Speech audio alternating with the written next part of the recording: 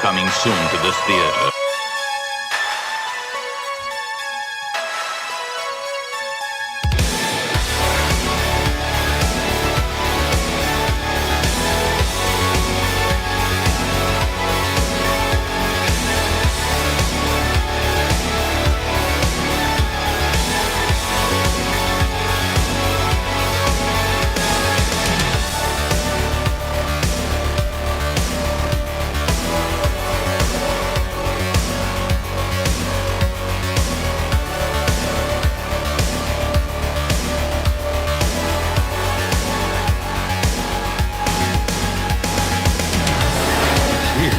It's alive.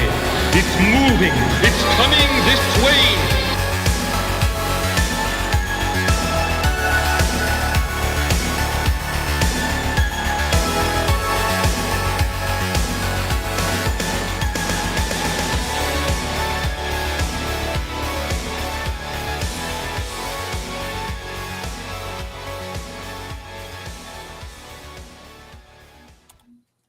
Hey everybody, what's up? It's your boy Brian, back for another episode of CG Horror Movie Club, the club where, what do? We talk about horror movies. And the basic format of the stream, in case this is your first time, is that we all agree to watch a horror movie in advance, and then we get together and talk about the horror movie. If you are interested in the movie after listening to us talk about it, guess what? Link is below in the description where you can click and watch it for free.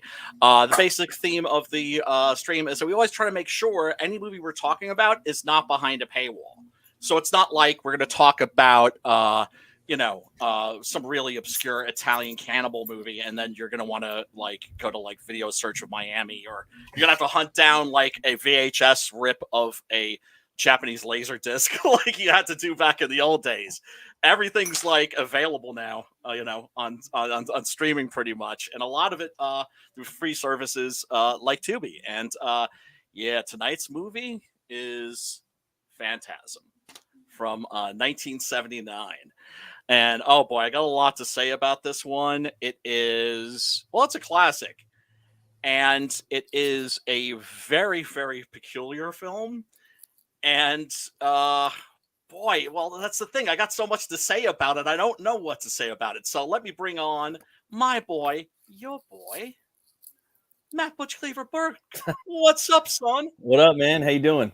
I'm good, man. I'm good. Better now that you're here. Me too, man. What you drinking? This is the Andravitsky ale. It's a Ukrainian golden ale, pretty bomb. Yeah, and I was gonna do a review on this is a band called Soilwork. They have a new album out called Overgiven Lighten, I think. But the guitar player passed away, so I just felt I didn't want to. I just kind of lost the fire to do it. But it's a great album. I highly recommend it. You guys go check it out. It's fucking awesome. It's melodic death metal with a little bit of blues and also hard rock. There's a lot of different stuff on there. Real fucking catchy. But yeah, he was a guitar player them and Night Flight Orchestra. He was in two bands, and he was a medical doctor too. No shit. Yeah, I had no idea. But yeah, that's one of the things a lot of people don't understand about metal is that it's blues based. Yes. Yeah, from the South. Yes. And speaking about bluesy, what up, Pops? What's up, man? What's going on, brother? You got anything special to announce? CrumCon this weekend, yo. Oh yeah. Oh yeah, you know what's up. I was trying to give you some information off this container that I was holding, but its print is so goddamn small, man. I'll keep working at it. Gotcha. No worries. ID Crisis, thank you so much for joining us, brother. How are you doing? I'm glad I had the time to. It doesn't. It's rare. I actually streamed last night too. Couldn't believe it. 2 nights in a row. That's great. Yeah, everything's okay so far. Still gainfully employed, still paying my bills, still trying to find time to get stuff done. Nice. Yeah, it's not bad. And speaking of people getting stuff done, Hex, what up, brother? Well, hello there, creeperinos. What up, boils and ghouls? Hex, of course, he's got he is fulfilling right now on his book, Nephilim Squadron. Yeah, come on, man, pip that shit. Oh, that's a right. sweet looking black and white edition. Yeah, it looks Yeah. tight, dude. Thank you. Yeah, this one's shipping now. Put me in there too, Brian. Put me in there too, baby. Look at this. Oh, that's right. Look at Pop's already got it too. Look at this. Hold Oh on. yeah. Awesome. There it is, baby. So pretty. Do you Yeah, enjoy the man. color green? Very much so. I am keeping a lookout on my wait, am I echoing? Yes, you are. I don't hear it. Okay. If I don't hear I'm- you echo, it's probably my fault that you're echoing. Oh, okay. it's all good. We're a casual stream, but yeah, no, I'm keeping a sharp lookout on my mailbox. Looking forward to getting that. Yeah, I was caught by surprise. I was like, damn, it's a box from Hex. The hell? Yep. God, I forgot to check to see if there was any horror movie news. This October 14th, of course, Halloween Ends is coming out, releasing directly to theaters and streaming like on the same day, which I think is a really cool idea. I mean, can I say I'm really looking forward to that movie? I mean, it's Halloween 14. It might be the last one for a minute though. I'm might. looking forward to it. It might. Yeah, no, I'm cautiously optimistic. I'm hoping that it might be good. Well, I heard Blumhouse. What is it? I forgot the dude Blum. I think he's trying to get Robert Englund back to play Freddy one more time, and I think he's down. Oh, most definitely. Wow, real Freddy. Yeah, that would be great. That would be great. Well, I mean, that's the thing. The guys at Blumhouse, they're all obviously fans, Yeah. right? Like the new Halloween trilogy that they've done. I'm not saying I haven't had issues here and there with it, but Right. clearly it's by fans, right? Yeah, definitely. Yeah. And you can always tell when people are faking the funk, and those guys are not faking the funk. Like they actually genuinely love Why are it. you biting me? Don't bite me. Ow! What's Do not up? bite me. Talk. You got some chatty dogs there, brother. What do you want? Huskies are generally like that too, aren't they? Like always, they do that howling that sounds like Yes. they're saying words. Yeah, that's two of the three. What do you want? Yeah, they're chatty. Yeah, they do that thing with their mouth. Yeah, they're You want to I go mean, I've outside or had something? I've had chatty cats before. Oh yeah, just talk all day. Yeah, I've seen those. Yeah. I'll be right back. I must take them to the outside. All right. Be careful, Pops. Don't let them pee on you. Yeah, don't run into any like flesh-eating Sasquatch or anything else that's unpleasant. Or worse, the Mrs. Sasquatch. I heard she's ornery. Oh, is she really? Yeah. You seen that video? You ever seen that No. video of the guy talking Uh-uh. about getting attacked by a female Sasquatch? Oh no! You've never seen that? Oh, jeez. I'll look for it, but I'm not gonna try to share the screen or anything like that. It's hilarious. A female Sam Squamch. Yeah, it made the rounds as just we don't know. You can't tell if the guy's joking or if he's nuts. But it's anyways. Or just like really poker faced. Is that a possibility that he's just like he sounded serious, like he believed everything he was saying. You know that this female Sasquatch raped him twice. Ooh, damn. Yeah. wow? Yeah, but twice. I don't. Well, I'm sorry. I mean, I'm not. Am I allowed to say that? The R word? Yeah, for sure. Well, That's pretty horrific. Damn, man. She. Do you think she that she wrapped used a him. strap-on on him or something? No, I'll find it and then That she I'll coaxed find like it. a boner? She coaxed a boner out of him or something? He's like, Yeah. Yeah, actually, He's like- if you rent It's called Snoo Snoo. yeah. It's called Snoo I Snoo. forgot it. He got himself some If, sass. Some wait, sass wait, Wrench twat, me, I dude. found an Wait. Whoa. Some snatch twat. Because I remember when I first learned about furries, I thought it was a joke. Yeah. I thought Oh it was yeah, like a no, prank. it's a thing. Yeah. And then I learned out it was a thing, and I was just like, really? So, there's a lot of things that, you might think are like a joke, and we are living in an age where you can't tell the difference between satire and reality. Yeah. Right? Yeah. That line hasn't been blurred. It's been blown the fuck up. Right. When Marvel announced Daniel Kibblesmith's New Warriors, remember, with like Snowflake and Safe Yes. Space? Oh man, And Safe Space, and the Those are internet the gas only two guy. names I can remember. the Sawyers. Yeah, I mean, I Yeah. honestly thought that was a troll. Yeah. Oh, it was. I was like, "There's no way that's real." Everything they're doing is trolling, dude. Just on a fucking fucked up level. They don't get paid that much, No. But they get the troll and they get the power and the ha fuck you type shit, Well, also fucking then rad, they get, dude. and then they get to tell their friends like, "I work for Marvel." Yeah. And they Right? make fucking, they make shit. You know what I mean? It's not even worth it. But Yeah, You but know, they're people don't know brainwashed. that. They only know No. the movies. yeah, normies, regular people just don't really know what's going on. It's just that whole widespread fucking thing trying to tear everything apart. You know what I mean? Yeah, and like I was saying, I think like last week about like the She-Hulk series. Yeah. It's we have to understand that this stuff it's not for us.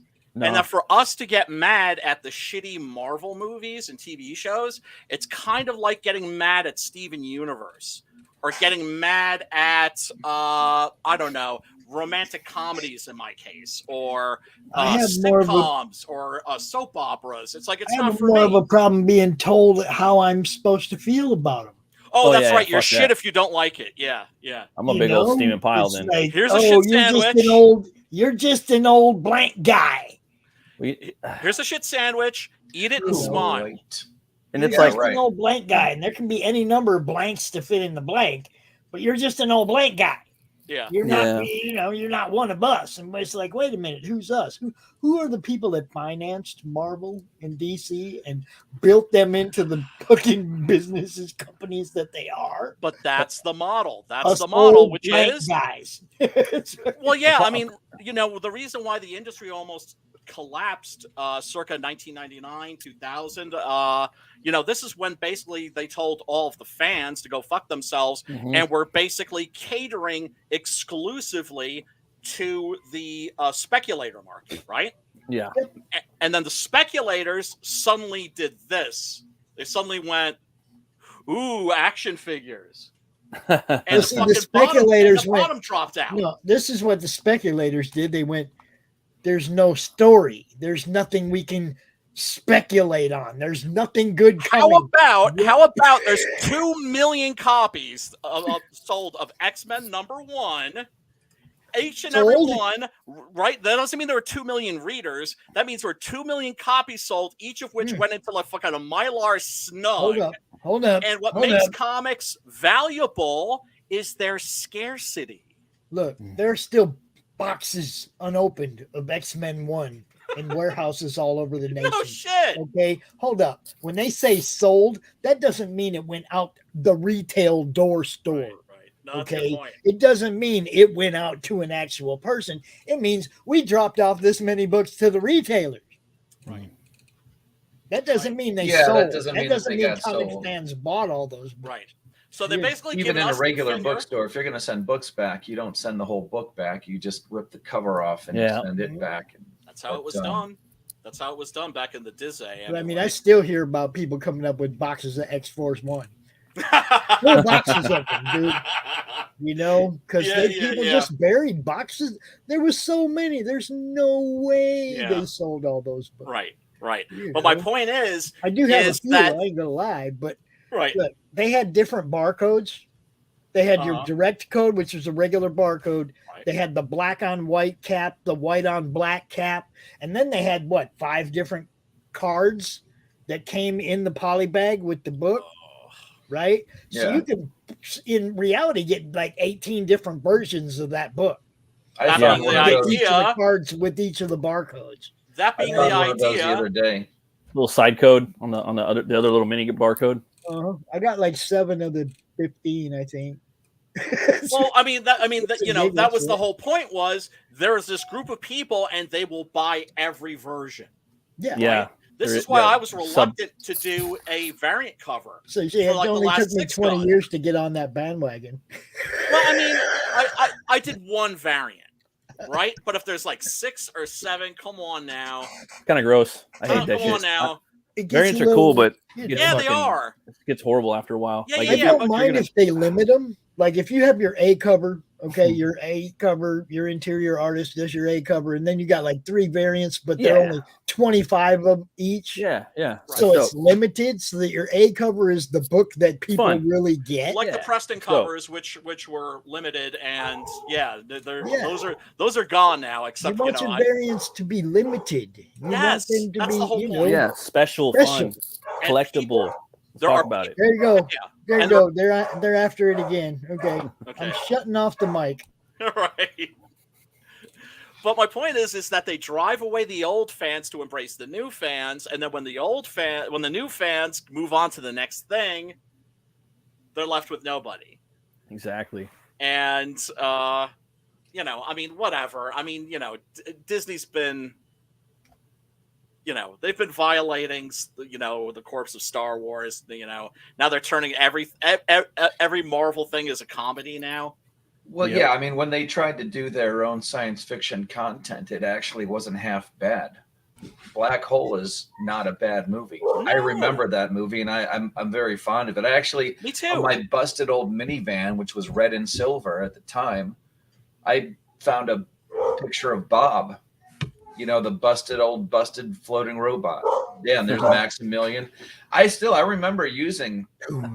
That's good stuff. Yeah, I did a paint job on a bagger that had an image of hell on the back, and I remember using that concept at the very end of that movie of just a long line of people walking across this, mesa bridge type thing of flames all underneath it. I thought it was really well done. It was scary at the time.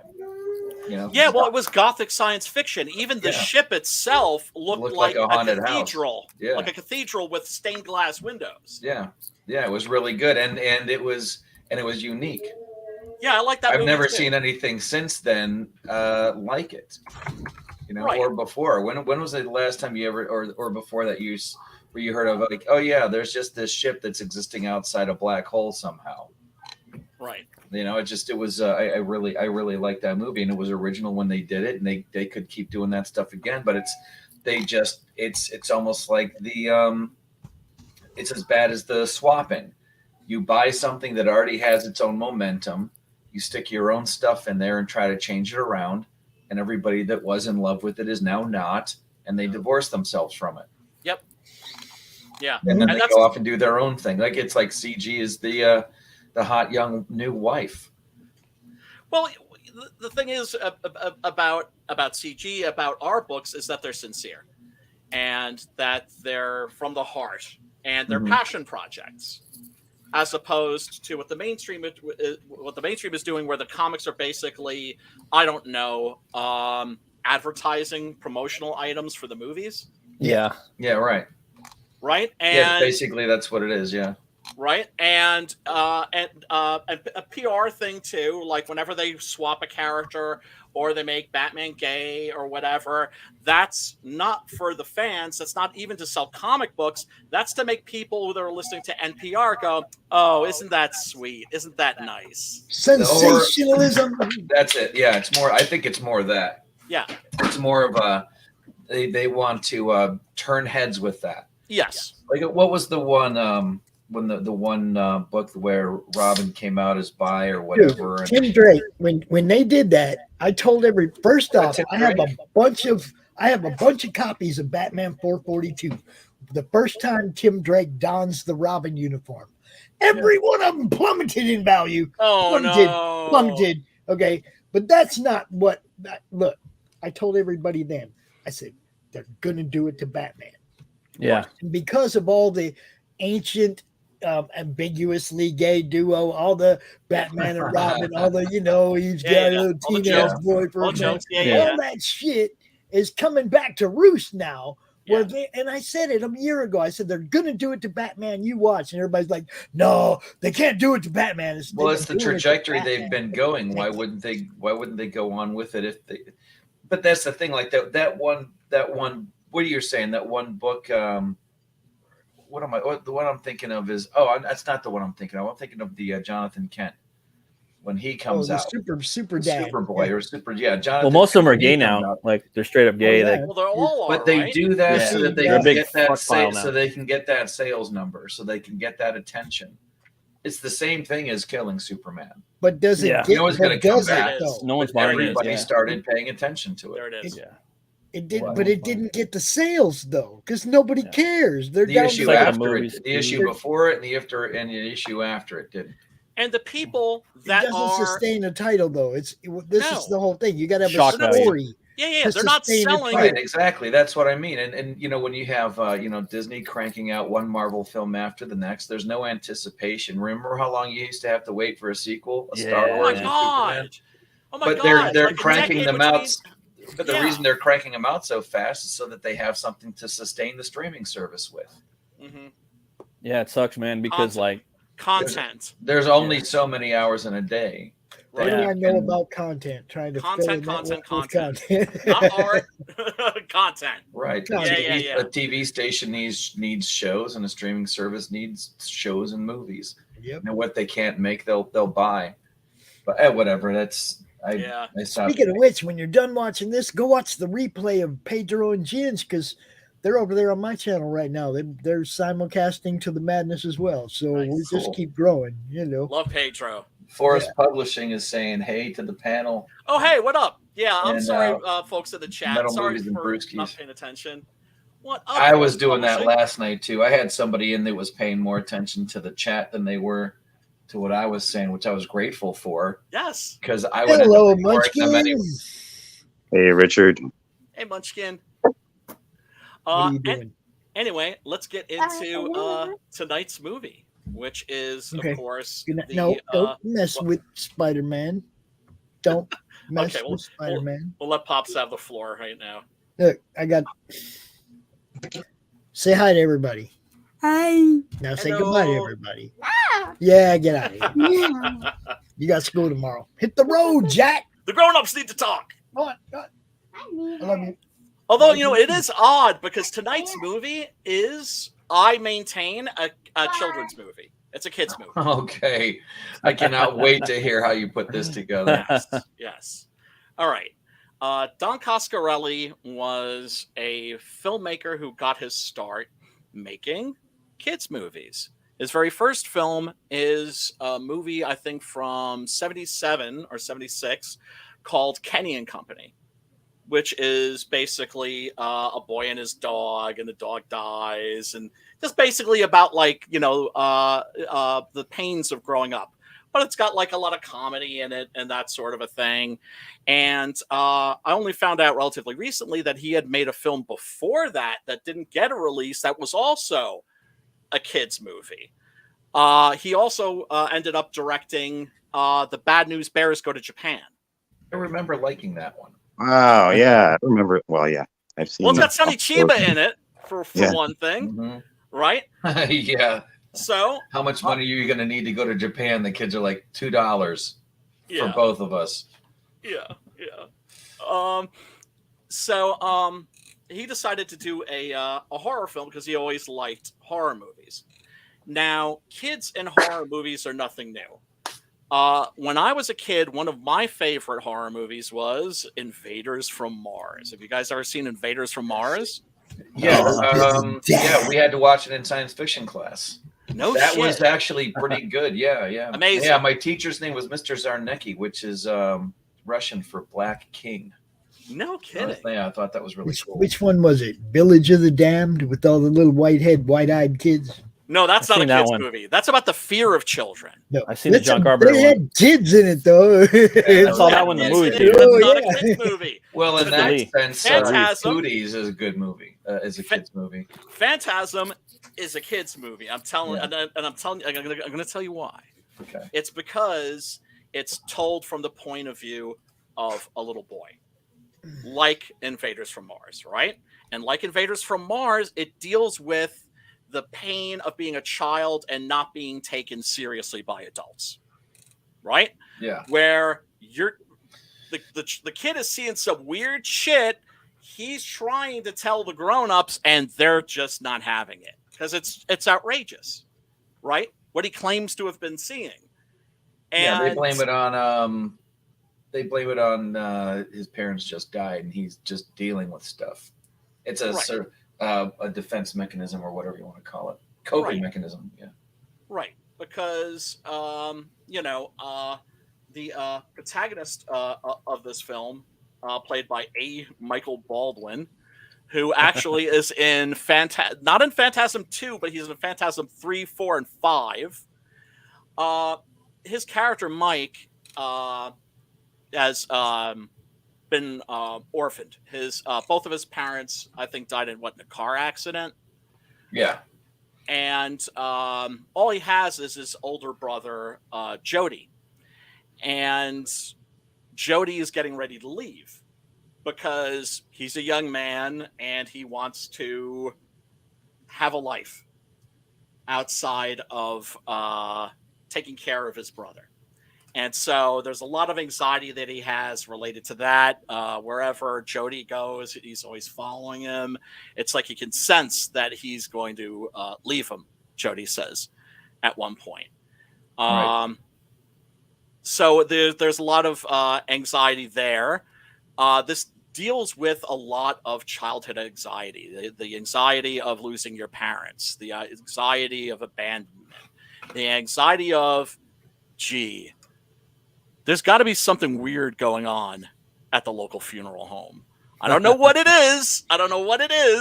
But there's got to be some weird shit going on in there. I remember when I was a kid, we had a funeral home near me, like within, not that within walking distance, but close enough where, we passed it frequently, and it was called the Hellman's Funeral Home, and we were convinced that they were taking the corpses and turning them into Hellman's mayonnaise. Damn. Like some mayonnaise. Yeah, like some corpse paint right there. Yeah. Some Soylent Green shit right there. And man, that's pretty good. Yeah, there was one that by me, and one of my best friends ended up living in an apartment that was right off the side of it. It was called Amagon, spelled Amigone. Is that biblical? No, it was just I honestly think it was Am I gone? Oh, like I was thinking like the only way to or make it any better would be to put a question mark in there. Right. Well, I mean, my favorite name ever for a Chinese food restaurant is OK Chinese Food. Not great, not bad, mind you, not bad. But fucking Thai. Yeah, like not just cat. Okay. Yeah, just okay. Yeah, cool looking at some fan art here. There's a surprisingly large amount. This is the 5-disc set that recently came out. The 5-disc Blu-ray, which comes in the handy dandy little flying sphere. Yeah. And the version that was on Tubi was a remastered. Just yes. And we don't need to get into them. I'm just curious because I've only ever seen. I saw the first one when I was a kid on some Saturday at the movies thing on TV, and but I paid to see the second one because the first one, I mean, not knowing anything about like story structure or how a movie should be put together, or knowing that there's going to be mistakes or continuity errors to look for or whatever, it affected me because I was, the one thing was like, what is that yellow stuff?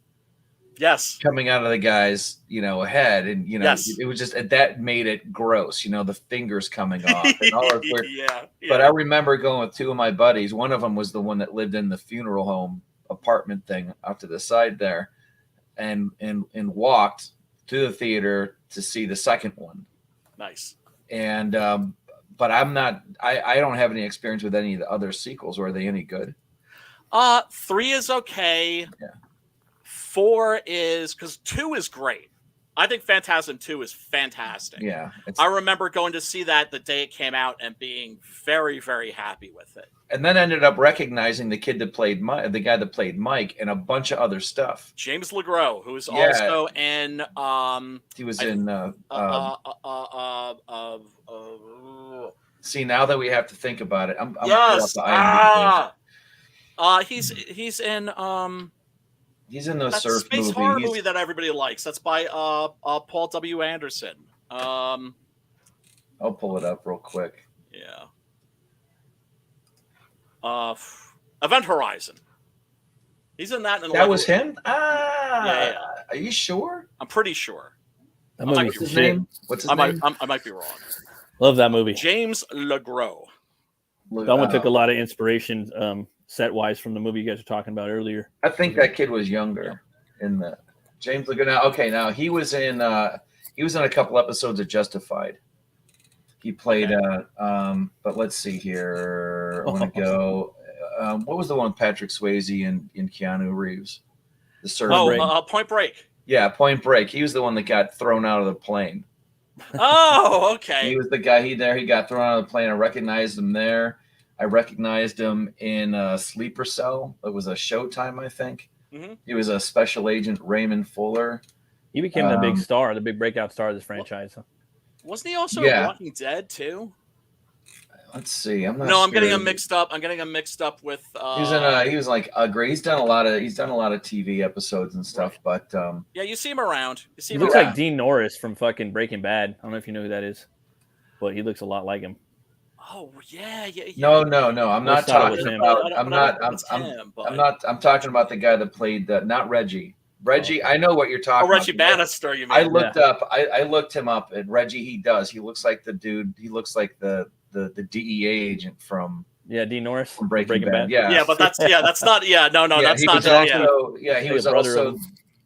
was also the one lieutenant or that ranking officer that in Starship Troopers. Mm-hmm. Reggie Bannister, of course, world's most dangerous ice cream vendor. Slangsman. It's funny how that bow tie never comes off. Yeah. Through the entire thing, that tie just stays put. His hair doesn't. But the tie does. What he has of it, because of course he has he's got a bit of a skullet. Right? A few bald protagonists. What's up, Frankie? And a funny thing is, do you know what his method of employment, what his career choice was when he made this? What's that? Ice Cream Man. Oh shit! So he was basically playing himself. Huh? Oh, he was actually an ice cream man. Yeah, right. Okay. That's his ice cream truck. Frankie? Yeah. Okay. Well, yeah. I mean, so if you're gonna like low budget, then you take what you can from your surroundings and turn them into something. Find some room for them. Right. It's a good shot right there. Yeah, that is a good shot. And this was a very low budget movie, and what it accomplishes on that budget is a lot. Astounding. Yeah. You mentioned that the version that you watched on Tubi is like a new transfer. J.J. Abrams and Bad Reboot got their hands on it, and a lot of us were worried that they were going to fuck with it somehow. Do what they do all the time. Yeah. Right? Yeah. No, they did an absolutely magnificent, beautiful 4K transfer. Oh, I mean, if all they're doing is sprucing it up, then great. Exactly. But don't do like a re-edit, and don't do that Lucas thing where you throw some CGI in there that clearly looks out of place. Some more dwarves in the back. And the worst thing about the fucking CGI that George Lucas put into the old Star Wars movies is that the little white boxes, the light-colored boxes around the spaceships are still there. Yeah. So you it's like clean that up. Clean that up. Yeah. And then, it's always the case with CGI for me that it is best when you don't notice it. Oh, yeah, for sure. Right? So use it for stuff that people aren't even going to notice. Don't use it, when it doesn't call attention to itself. There was what do they call great courses or something like that on appreciating films. It's like 7 hours or 8 hours of this thing that I was listening to, and one of the subjects was CGI, and that professor who was doing the speech was saying that his favorite, that exactly what you said. You shouldn't notice it, or it should be totally believable. And one of his examples was Zodiac. Mm. That entire city was CGI'd to look like it was in the 70s, and I'm sure they used portions of it. Right. But when you go through Zodiac and you see like what the stores look like, what the cars look like, and everything like that, it's seamless. Yes. And it's for that purpose. They're not trying to take you to some place fantastical. They're just going back a couple decades. Well, that's David Fincher. He's somebody who's great when it comes to attention to detail. Oh yeah, I mean CGI, another great use. The opening credits to Fight Club. Yes. You know. Yes, I forgot about that. Yeah. Yeah. But He's somebody, he knows how to use it very judiciously. So does Christopher Nolan. Yeah. Yep. Right. Christopher Nolan does as much stuff. Christopher Nolan, you're just trying to find your way out of the plot. They are so involved, you know. Like I'm too involved in trying to figure out where he's going with this. Right. I notice anything else. Right. But if you look at something like The Dark Knight, for instance, when the Batmobile crashes, that's not CGI. It's a gigantic miniature. A bigature. Well, there you go. Yeah. Right. And I don't know, stuff like that always makes me happy. And you know what? It looks better. Yeah. The worst, of course, is CGI blood. That's the worst. Yeah. That It's like a video game. Never looks right. It never looks right. I remember watching, it was not Shintaro Kachu. He was the old Zatoichi. It was Beat Takeshi. Beat Takeshi did a new Zatoichi movie. This was about, I think, 12 years ago. And I was that one too. Right? And I was excited because I love Beat Takeshi, right? And I'm watching the pre-title sequence, and he's running people through, and you see this bad CGI blade cutting through people and CGI blood squirting all over the place, and I was just out. Yeah. I watched the rest of the movie, but I was just like, my heart just went. I was just like, dude, the blood in here from the ball, the fucking hose. Yes. Oh my god. Yeah. And the fucking urine, urine coming out of homeboy on the floor. It's like, dude, homeboy, the little kid just sees that shit. Remember, you guys remember Siskel and Ebert? I remember Gene Siskel describing the flying sphere as a thing that flies around, a ball, like a chrome ball that flies around and attaches itself to people's heads and drills their skulls and squirts out V8 juice. Yeah, that was awesome. It was just like, cool. Yeah. That does look like V8. Like, let me get a Bloody Mary. Well, this is one of those cases where, like, when you see the blood, it's like in the Messiah of Evil, the blood is super red. Yes. Yeah. Yes. Yeah, I love that shit.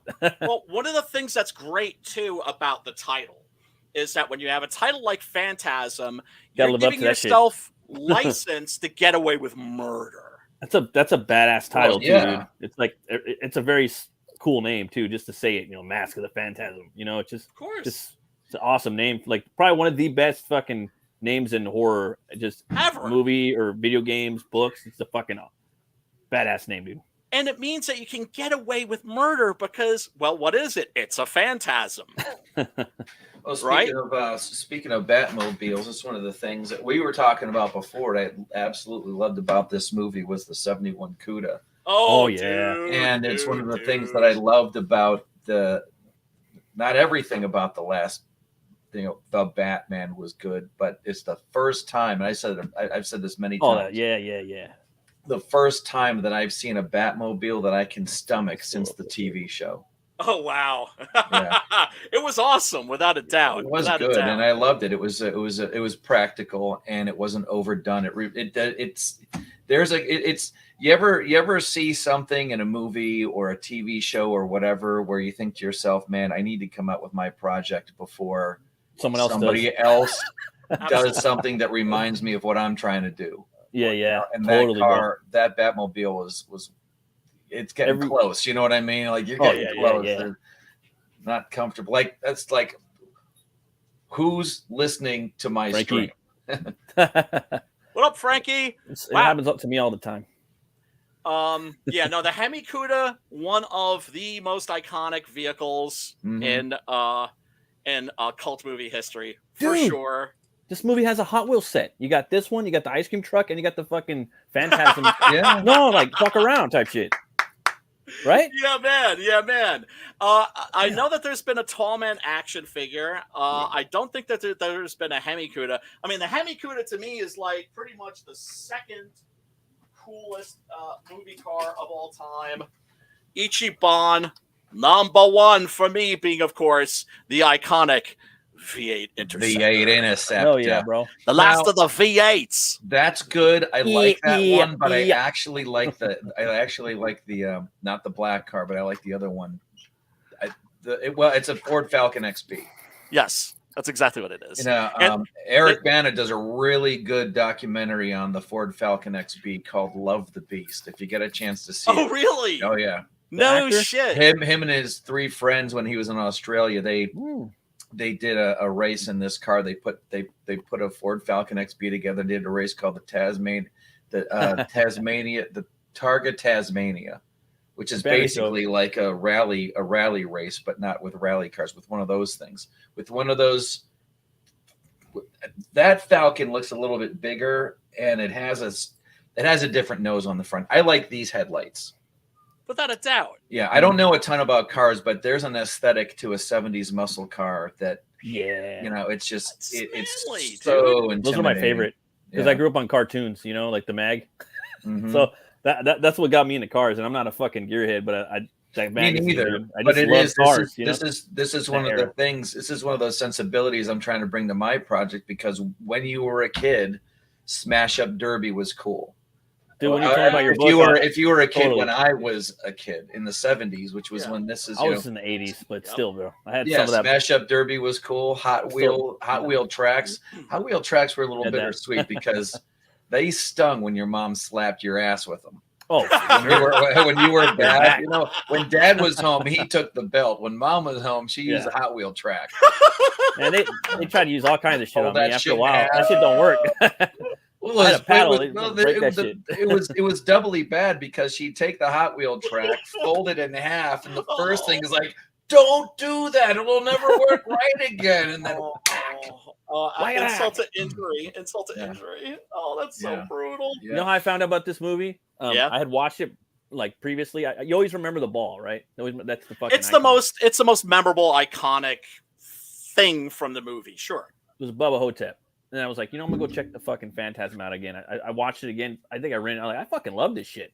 I was amazing. Like, just like amazed by it, and I went out and bought it. Yep. And it's all the little stuff, dude. Like it was a big influence on me.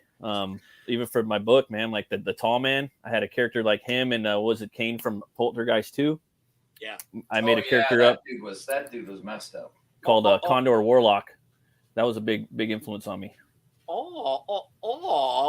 Yeah, he's normally not the calmest dog in the world, but we actually he's trying to get in your lap, and you're like, you don't fit in the lap. He's like too big for the lap. No, I'm not. My last dog didn't know how big he was either. He's got we found some CBD for him. Oh, because he's got some. He's high strung. I think he's got some pit bull in him. I know he's got some boxer in him, and I highly suspect some Belgian Malinois. Oh, you ever seen those things? Yeah. Coming through a driver's side door of a car. No, like they literally. No, I mean like they special forces guys who are the K9 unit have one of these things in a holster. Oh my God! Yeah, but I don't want to get the thing off track. I'll find a picture and show you guys. But okay. This car was actually found in an episode of Chips. No kidding. Yeah, it was just in the background. Yeah, the theme is great. There it is. That's awesome. And I'm pretty sure. Check out the car the guy drives away. Nice. Camaro, and there's it's just sitting there. Yeah, man. And you can tell it's the right one because it's got that pinstripe on it. Yep. and it's a little jacked up in the back. The back wheels are a little higher. It has two double-sized wheels. Yeah. I guarantee you, it probably still belongs, because I think that car still belongs to Don Coscarelli. Like I wouldn't remember it. Something about that. I heard. Yeah. I don't know. Yeah, probably like a special feature or something. Yeah, because I'm not even a Dodge guy, but that was just one of the most intimidating wheel stances. Yeah, man, without a doubt, right? You know what? Really quick, for those of you who are unfamiliar with this awesome movie, let's take a quick look at the trailer. I believe that this is for the remastered version rather than the original. Phantasm, the delusion of a disordered mind, a phantom, a spirit, a ghost. For nearly 4 decades, it has been contained, but evil always has a way of breaking free.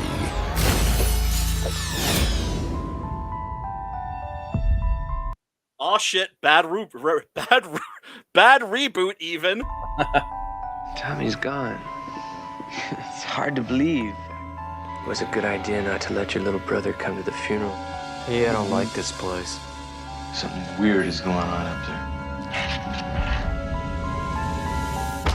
The funeral is about to begin, sir.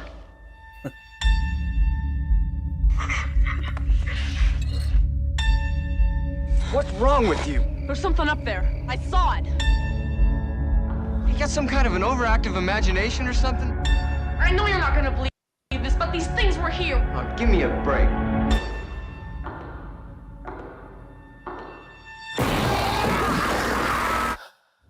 Okay, I believe you. What we gotta do is lay that sucker out flat and drive a stake right through his goddamn heart.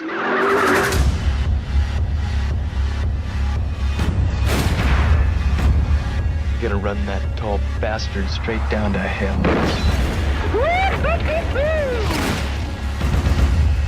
You play a good game, boy. But the game is finished. Now you die.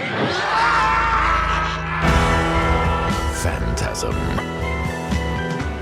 Don't fear.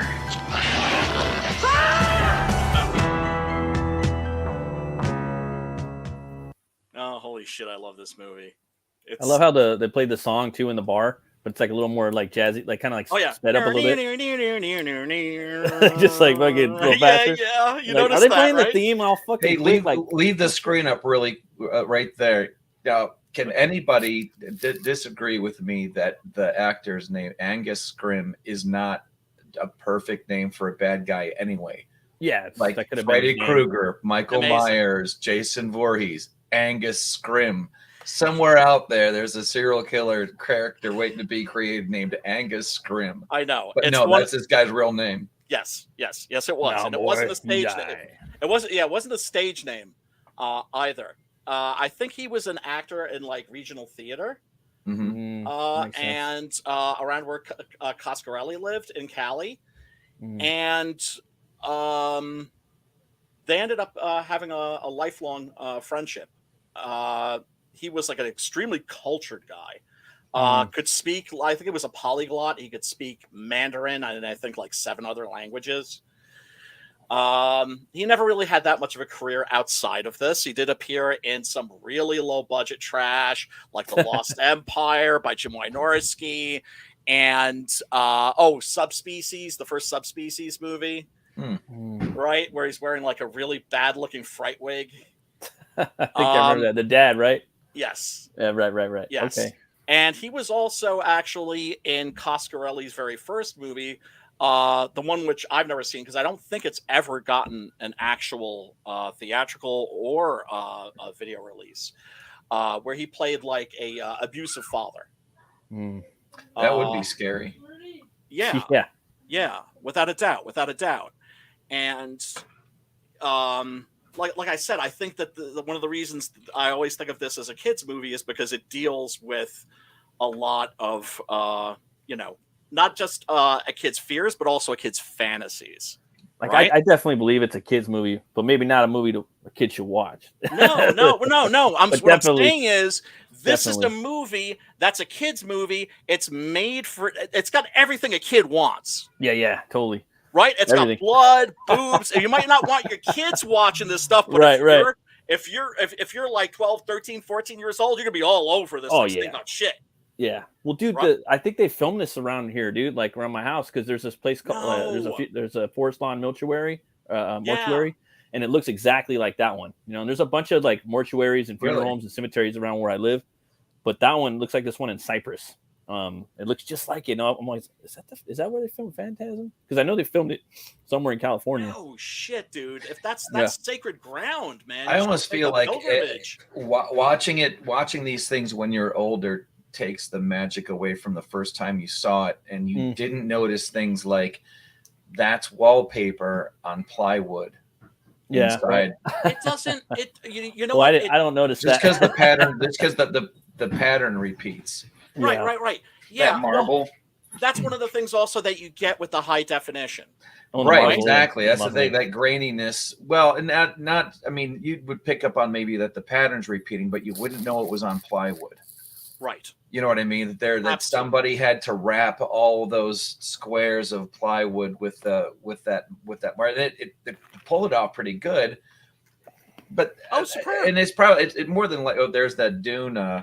Yes, that's exactly what this is. Yeah, that's exactly where he lifted that from. Right. And there's the mind killer. Did that guy? Does he not remind you of Timothy Hutton a little too much? Jody. Oh, Jody. Like separated at birth. I don't know. A little bit, maybe.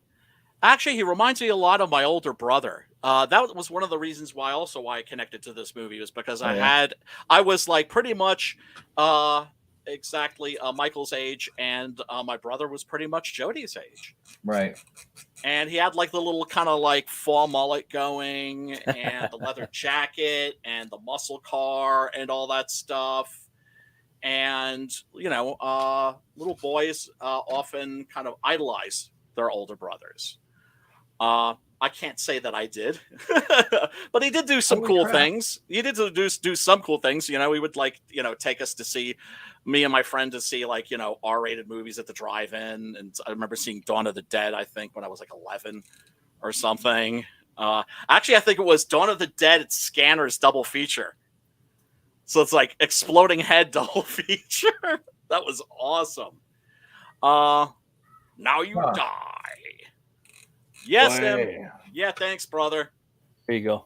Looking, crossing my fingers and toes, hoping that launches big. That hair is Michael Kinnigan. I was Michael Knight. Yeah, Michael Knight season 1 for sure. And I said that, and I started looking at him, going, he's a cross between. Yes. More like a cross between Hutton and Hasselhoff. Yes. Hasselhoff. I'm German, so don't be talking smack about him. Yeah. But I was just watching Beautiful Girls the other night, so it's probably fresh in my head. Oh yeah, and then of course there's this wonderful scene. So bodies have been disappearing from the local cemetery, and Mike is very is spying, as a little kid will do. Like, he's spying on the funeral, and he sees the tall man. It's such a wonderful scene. He just single-handedly picks up this coffin and just puts it in the hearse. And actually, you know what? Let me backtrack a little, because the opening of this movie is really strange and disturbing, right? So we got this. My brother, he was the kind of guy that would get busy in a cemetery. I know he did more than once. And so remember, this is 1979, right? So 1979, it's like still basically sort of the tail end of the 60s. Do you know what I'm saying? Yeah. BA, before AIDS. That's good. It's like the last time people got to fucking party scot free. And so like it's 1999. More like it's 1979. Right. I'll be right back. I got to do the thing for my dog now. Okay. All right. You got it, brother. So one of Jody's friends is getting busy. He's got this chick on top of him, and now notice where I freeze framed this. I actually managed to get this like a nice PG rated screenshot here. She whips out a dagger and shanks the dude, and then suddenly, ba-bow. Whoa, hey, dude. Now imagine you got this on top of you, and then, yo, what's up? What's up, bitch? Boy. Right? So it's just like, was that the tall man shape-shifting? Maybe. That fool shape-shifted on you. Right. So right off the bat, of course, you know there's some weird shit going on at the local mortuary. You see that tall motherfucker, you start running. Yeah, without a doubt. Without a doubt. Yeah, it's Morningside. You notice how like the letters are kind of, the S is hanging a little bit and everything. I don't know if it was actually like that or if it was made that way for the movie. And then, of course, we've got the mausoleums. Mausoleums, there's something immediately fucking creepy about them because what are they? They're like corpse condos. Yeah. Right? I mean, I've never actually been in one. They're not very big here on the East Coast. But I could imagine why they would be a little disconcerting. This one, of course, is very sterile, almost, right? Like everything is so white on white, but with like with the red curtains. Like and then of course we have blood. And then there's the little corpse condos for their parents who have recently passed away. And then Michael notices, and I just love this. This is one of my favorite things about this movie is how you'll hear like this like this chattering sound, and he'll turn and and the characters will turn and look, and you just see something moving behind a gravestone. Right? Here's again, looks the other way, and it's the tail end of something. Yes. And like when I'm freeze framing here, that's cheating. Like you shouldn't ought to be doing that. That's not like what the filmmaker intended. You have to there are these fleeting glimpses. That's the whole point. There are these fleeting glimpses. And there's another one. Like these little Jawa motherfuckers. Yeah, that was actually very effective. Very. I have a tendency now that it's like, the more I stick with your stream, the more I feel like I'm doing homework. For no other reason that I want to have something interesting to say if I happen to get on. But that was one of the things. It's just the thing, like, did I really see that thing out of the corner of your eye, right. Or are you tripping? Exactly. Did I actually just see that? Yeah. Right? Like, no, probably not. So that's really his ice cream truck. Yes. It actually is Reggie's ice cream truck. Reggie Bannister. Yeah, man. He's a G. The vest is cool. I just like that bow tie. Yes. Lasted throughout the whole thing. That little guitar he got part stabbed. Too. Bow tie never came off. Yep. If he got stabbed in the leg, he probably wouldn't I could use it as a tourniquet, but it must stay on neck. Yeah, I mean, I was so glad when they brought him back for Phantasm 2. Mm-hmm. And with the quad shotty. Yeah. The quad shotty. Yeah. That thing's made it all the way through the other movies. Yeah. I saw it in the poster for 5. Yeah, 5. Like I said, 2 is awesome. 3 is watchable. 4, it's like it's aight, right? If you're a fan, it's aight. It's worth a look, right? Yeah, at that point, you're just happy it's still going. Right. Yeah. And it includes a lot of footage from this movie that was cut out of this movie. Oh, no kidding. Yes. And because that footage was perfectly preserved by Don Coscarelli himself, and so he cut it into Phantasm 4. So it's worth a look, if only for that. What's up, Sim? What's up? Hey, brother. How you guys doing? Hello. We're good, man. Bonjour, Sim. Salut, Mister. Comment ça va? What is that? Speak American, damn it! I don't know. Heck spoke to me in French. I'm at least gonna say it in responsive French. Yeah, taking a big old rip. Look at. Oh, he said, keep that rip away. Keep that smoke back. Well, I love that movie. He puts his hand up. He's like, no more smoke. Yeah, what's your opinion? Give him my hat. It's me. Just put the hat on. It's hey, ice cream. I mean, it's supposed to be. You're coming in very low, Brian. Am I? Oh, compared to the other ones. Oh, do I need to like? There you go. That's better. Okay. All right. And I know it's supposed to look like it's supposed to be steam, and it looks like smoke. It's got that dual meaning. Well, it's death is cold, you know. Well, also he comes from a place that's very hot. Boy. and we'll get into that. We'll get into exactly where he's from, because he has that face that I've seen stuff that you do not want to see from the hot country. Right, without a doubt. And as a matter of fact, I believe. Yeah, let's take a look at this scene. Man. Yeah, I know, Hemikuda. I know. I'm just like, I don't see anything else. Love that bar. Love the set. Mm-hmm. Yeah, is that neat? The horse up top. And the kick-ass soundtrack. Dope. Yeah, it is. Better than most, yeah. Yeah. It is. It's its own Exorcist thing where it's its own. Right. Yeah. But it's not totally derivative. What's that box inside that box? Oh, that's a payphone. No, but what he's doing is he's seeing if there's any change. Oh, no, I get it. I used to do that. No, yeah, me too. Kids watching this now wouldn't even know what that is. Oh, dude, when I was that age, like if I was walking down the street here, I was headed to like the mom and pop shop to get some comics, to get, hit the spinner racks. And if I found some quarters or something in there, that meant more comics. Bro, I still do that shit. So if I look on the floor, find hundreds. Nice. Don't do that happen to me once. Yep. You hear him. Yep.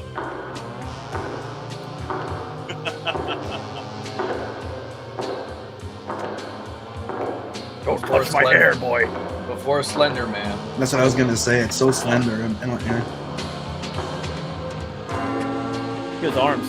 Yeah, the way he walks in. Yeah, the way that he walks, he's emphasizing his size and his lankiness. Look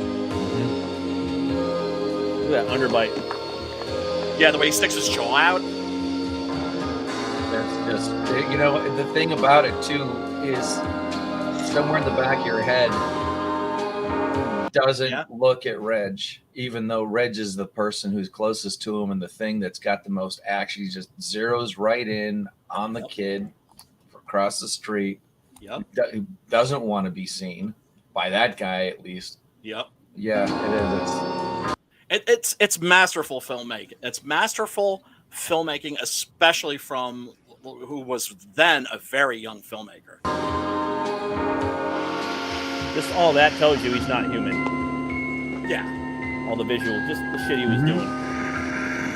Body language. The growl. You like that bud smoke, though. He's like... Right, you couldn't tell. It's like, okay, does that... was he actually kind of enjoying that? He was. Like he was like, oh, sweet relief. That was the impression that I got. Blood smoke. Yeah, there was that, and I was like, yeah, it does look like he's enjoying something. But ice cream, you can't smell ice cream. No. But let's see here. Yeah, that's a great scene. Yeah. I just oh yeah, and then of course when Mike is working on the Hemikuda. Yeah, there's that, and I'm like, don't that jack? Yes. Nah, there should be jack stands. Like there should be jack stands under that car, and why are you using a body hammer under there? Right. Yeah. Like, he's a kid, so you well, this is, but and this is one of the things where I'm like, I'm not trying to be overly critical. No, that's cool. That's cool. That's fine. But it's all the times where you have that, you better stay here, it's dangerous or whatever, but he's also driving that car around. Yeah. Like he has a lot of the adult sensibilities about certain things. His older brother is asking him advice on what he thinks is wrong with the car, and it's this header over here, and they're throwing around some terminology that who can tell. They're fine tuning the thing. So they're tight on that level, but at the same time, is like, no, you can drive this, 400 horsepower beast around. Yep. But and also he gives him a gun at one point. Dangerous, huh? He also gives him a gun at one point because they clearly belong to a gun family. That is to say, as everyone should. I do think that it was pretty ingenious, the thing that shotgun shell that he put together with the hammer. Once again, that is a moment where you have like a kid empowering himself. It's this one thing you like to see. That's what I loved about the Narnia novels when I was a little boy. Was the fact that you had these kids that were, that had power. Because if there's one thing that you really know you don't have when you're a kid, and that you're always made aware of is your lack of power. And it was always that, and that power always resided in one, you have no choice, and two, your imagination. Yes. Absolutely. Yeah. Absolutely. All the there was not many people who knew that you couldn't do something. Practice. I was the best one on my team. You're the best one on your team? Today, best one on the team. And some more fan art here. Oh, cool. Go back real quick. Sure. Running the ball. That one? Phantasm Comics. Tackling people. Yeah, it's not real. Oh, that's cool. That's good. They got the ball up in the corner there. I did good on every single one. That's cool. Yeah, and the like every single play, they would say. Hey, Pops, you're not muted. Hear everything. Except for some of them, they got tired of saying it. Okay, I tried. Just keep doing. There you go. There you go.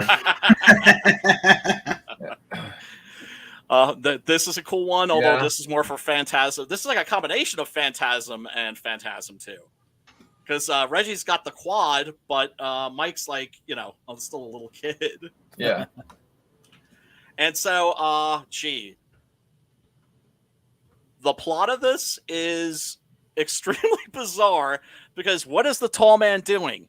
He is basically a grave robber from another dimension that may or may not be hell itself, and he's taking the corpses and he's squashing them down so he can then put them in these barrels and send them through a portal into that other dimension where they act as slaves. So but the those little goblins are also slaves. They're they're basically in the barrel. They are those things. Yes. The tall man is obviously the Anunnaki. The who? And the Anunnaki. The and Anunnaki. Yellow stuff. Explain, please. Explain, Hex. You can't just leave that hanging out there. Oh my God. The aliens that came here a couple 100,000 years ago. Do not take me to outer space. Oh. I thought that was the. Are you describing Scientology, or is that a different set of aliens that came down here? And no, the Anunnaki. It's not Scientology. Never mind. Carry on. Long before Scientology. I'm just saying. All right. And then, of course, we have the iconic flying sphere, the silver sphere, I should say, and let's. I got to go get a refill soon, but let me first share this rather iconic piece of footage. Let's see, where in the hell did I put that? I put it right there. That other poster with the ball had some good symmetry. Oh, I found great fan posters for this.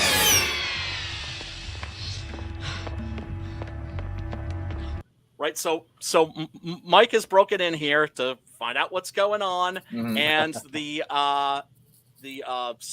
sphere is obviously acting as a kind of sentry. And he runs into one of the grave diggers. Remind me of the Beholders. The big guy thing. Yeah. Yeah. Now, this guy seems to be, I guess, the best word for him would be a familiar, or in the process. This is from Dracula. His blood is red. Yeah, it's Wormtail, dude. It's like an apple.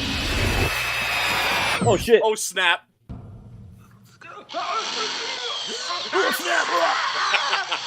Oh, that was cute. Yeah, boy. I like the fact that it spits it out. I hadn't thought of that until you just made those noises. Thanks. Yep. The money right here, the urine. Yes. That really needs music. That really needs music to go along with that. It's very metal. He was on his way to the bathroom, I think, before that thing stuck in his head. Like, I really need to go, but wait a minute. But oh god, yeah. I mean, it's. The only thing missing would have been the kid getting up and going like, you know, like a whiff of his hand, like something smelling. Like, oh man. Can you guys just hold it down while I get myself a refill? I'm parched. Yeah. The director, I think, on the special features, he was saying that he was just obsessed with fucking, from what I remember, just the whole like funeral aesthetic and mausoleums, and that's what inspired him to write the story and create Phantasm, Don Coscarelli. And me too, man. Like, there's just something about mausoleums when you go in there. The marble, it's so bone, and the curtains are like blood, like dripping down. You know what I mean? Just aesthetically. Hi, Phantom. Yeah, my old man is in one not too far away from here. I haven't been there in like years. We got Fanta over there in the chat, guys. Everybody say hi, Fanta. Hey, Fanta. Phantasmagorical. The Phantasm. She, her and Max from Atrocity Press joined my sponsor. We all played that game Gone Hunting the other night. Actually, we played it 2 nights in a row. It's a fucking fun game, dude. It's a tabletop, tabletop dice card game. It's fucking fun, dude. We had a blast. Fanta won, though. She killed everything. She killed everything, I couldn't hit anything. Of course, I wasn't rolling my own dice, because Chris had the game set up on the table with the camera on it. He was. So he has to move everything for you and all that. Yeah, right. But she beat us. It was fun. It's a cool game, man. It's being crowdfunded right now. Wait, dude, I had more fun playing that game than I really thought I would. It's a fun game. I'd play that all the time. It's always different. It's never going to be the same. It's always going to be different. So, it's fun. Cool, man. This also reminded me of Twin Peaks a little bit. The scene where he goes into that, that void, the FBI agent, I forgot, sees a midget, and he just keeps going in there over and over again. It has, just reminds me of that. It's nothing like it, but I always think of that shit. This is it's one of the things about the seeing the graveyard without having zombies having their hands come through, like you don't see anybody coming out of the dirt, but there's always that, you're watching a horror movie, there's a graveyard, and there's always the potential for it. Just the camera pointing at the headstones just a little bit puts you on edge. Oh yeah, totally, man. No, that you never get that from this movie. Mm-hmm. But I don't know. I just thought the first time I saw this, whenever the embalming fluid stuff started happening, like, oh, gross. It was like really gory, like nasty. I didn't know what it was until like later. It was just this weird, like mustardy slime. Me too. I thought that was his blood. Well, in a sense. I guess in a way it is. Yeah, in a sense, yeah. In the sequels, they actually start to get a little bit into his origin. And 4, actually, they give you his origin. And boy, they waited a while for that, didn't they? Yeah, without a doubt. And 2, of course, he ends up getting a hole bored into his skull by one of the silver spheres, which by the way, in 2 are heavily upgraded, and which I thought was hilarious and awesome. See, and there's always more of them, right? There's only one in here, right? There's only one in here, and there's 3 and 2. There's 3 and 2. Yeah, right. And they all do something different. One of them has a laser. It scans the room and everything. Yeah. Oh my god. Yeah. Hale Bronson, Gorilla. Oh hey, Bronson Gorilla, what up? Phantasmagorical, what up? Good to see you. Thank you so much for joining us. We really do appreciate you. Yeah, let's watch a little more. The more the merrier. A little, yeah. Oh, always, without a doubt. Just. They had just the right amount of denim, too. Yeah. Oh shit. Busted.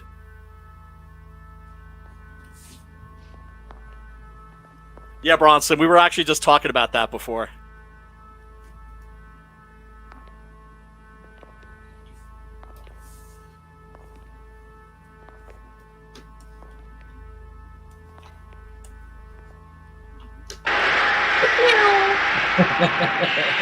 You want to do that Scooby-Doo noise?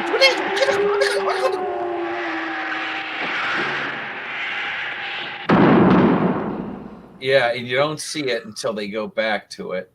It's completely unexpected. Yeah. It's completely unexpected. Right there.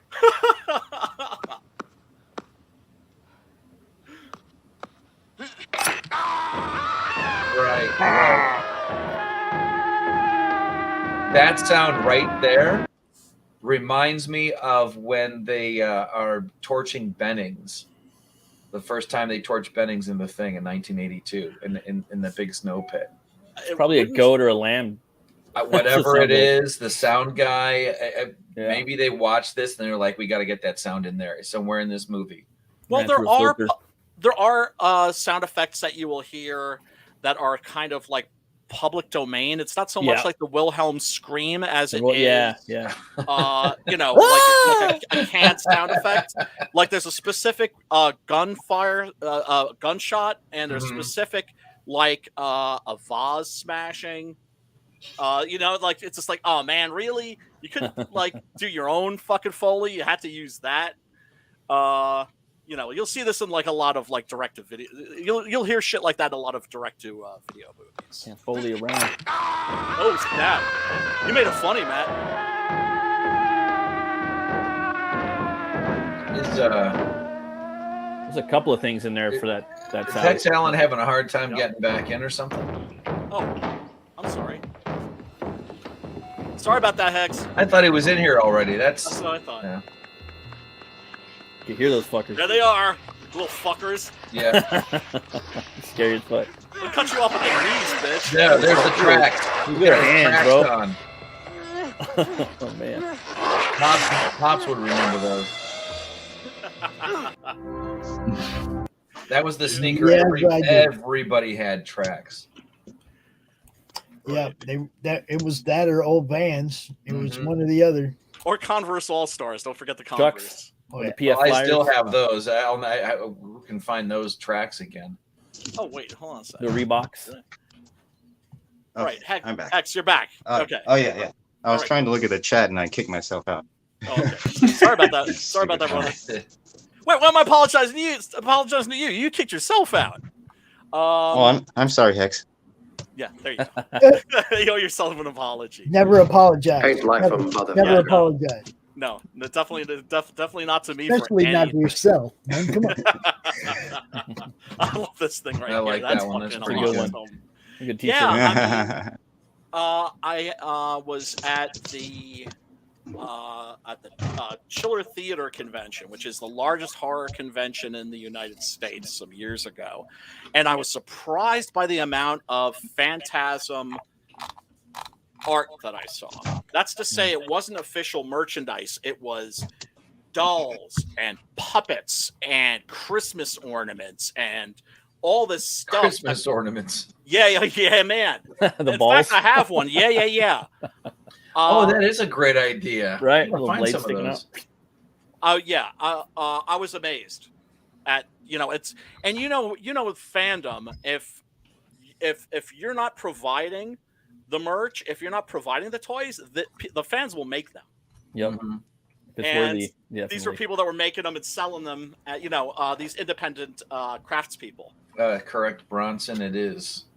We were actually going Oh through that yeah, before. dude. Yeah. Dude, without a doubt. In his book, his biography, True Indie, Coscarelli actually talks about that car a lot. He loves that freaking car. This got for the 4K release. This was released. It toured the Alamo Drafthouse cinemas, and Coscarelli toured with it. And so I got to see this in 4K on a big screen at the Alamo Drafthouse. And he introduced the movie. Super sweet guy, super humble. I've told the story before. Forgive me if you've heard it before. But I just thought this was, I think, largely pretty much emblematic of him as a person. One of the things that's great about going to see a movie when you've already seen it 500 times is that you always know when it's a good time to go pee. Oh yeah. Right? Yeah. I didn't have thought of that, but you're right. Yeah. So I'm like, I excuse myself to go to the toilet, and I come out, and Coscarelli's like pacing around, right?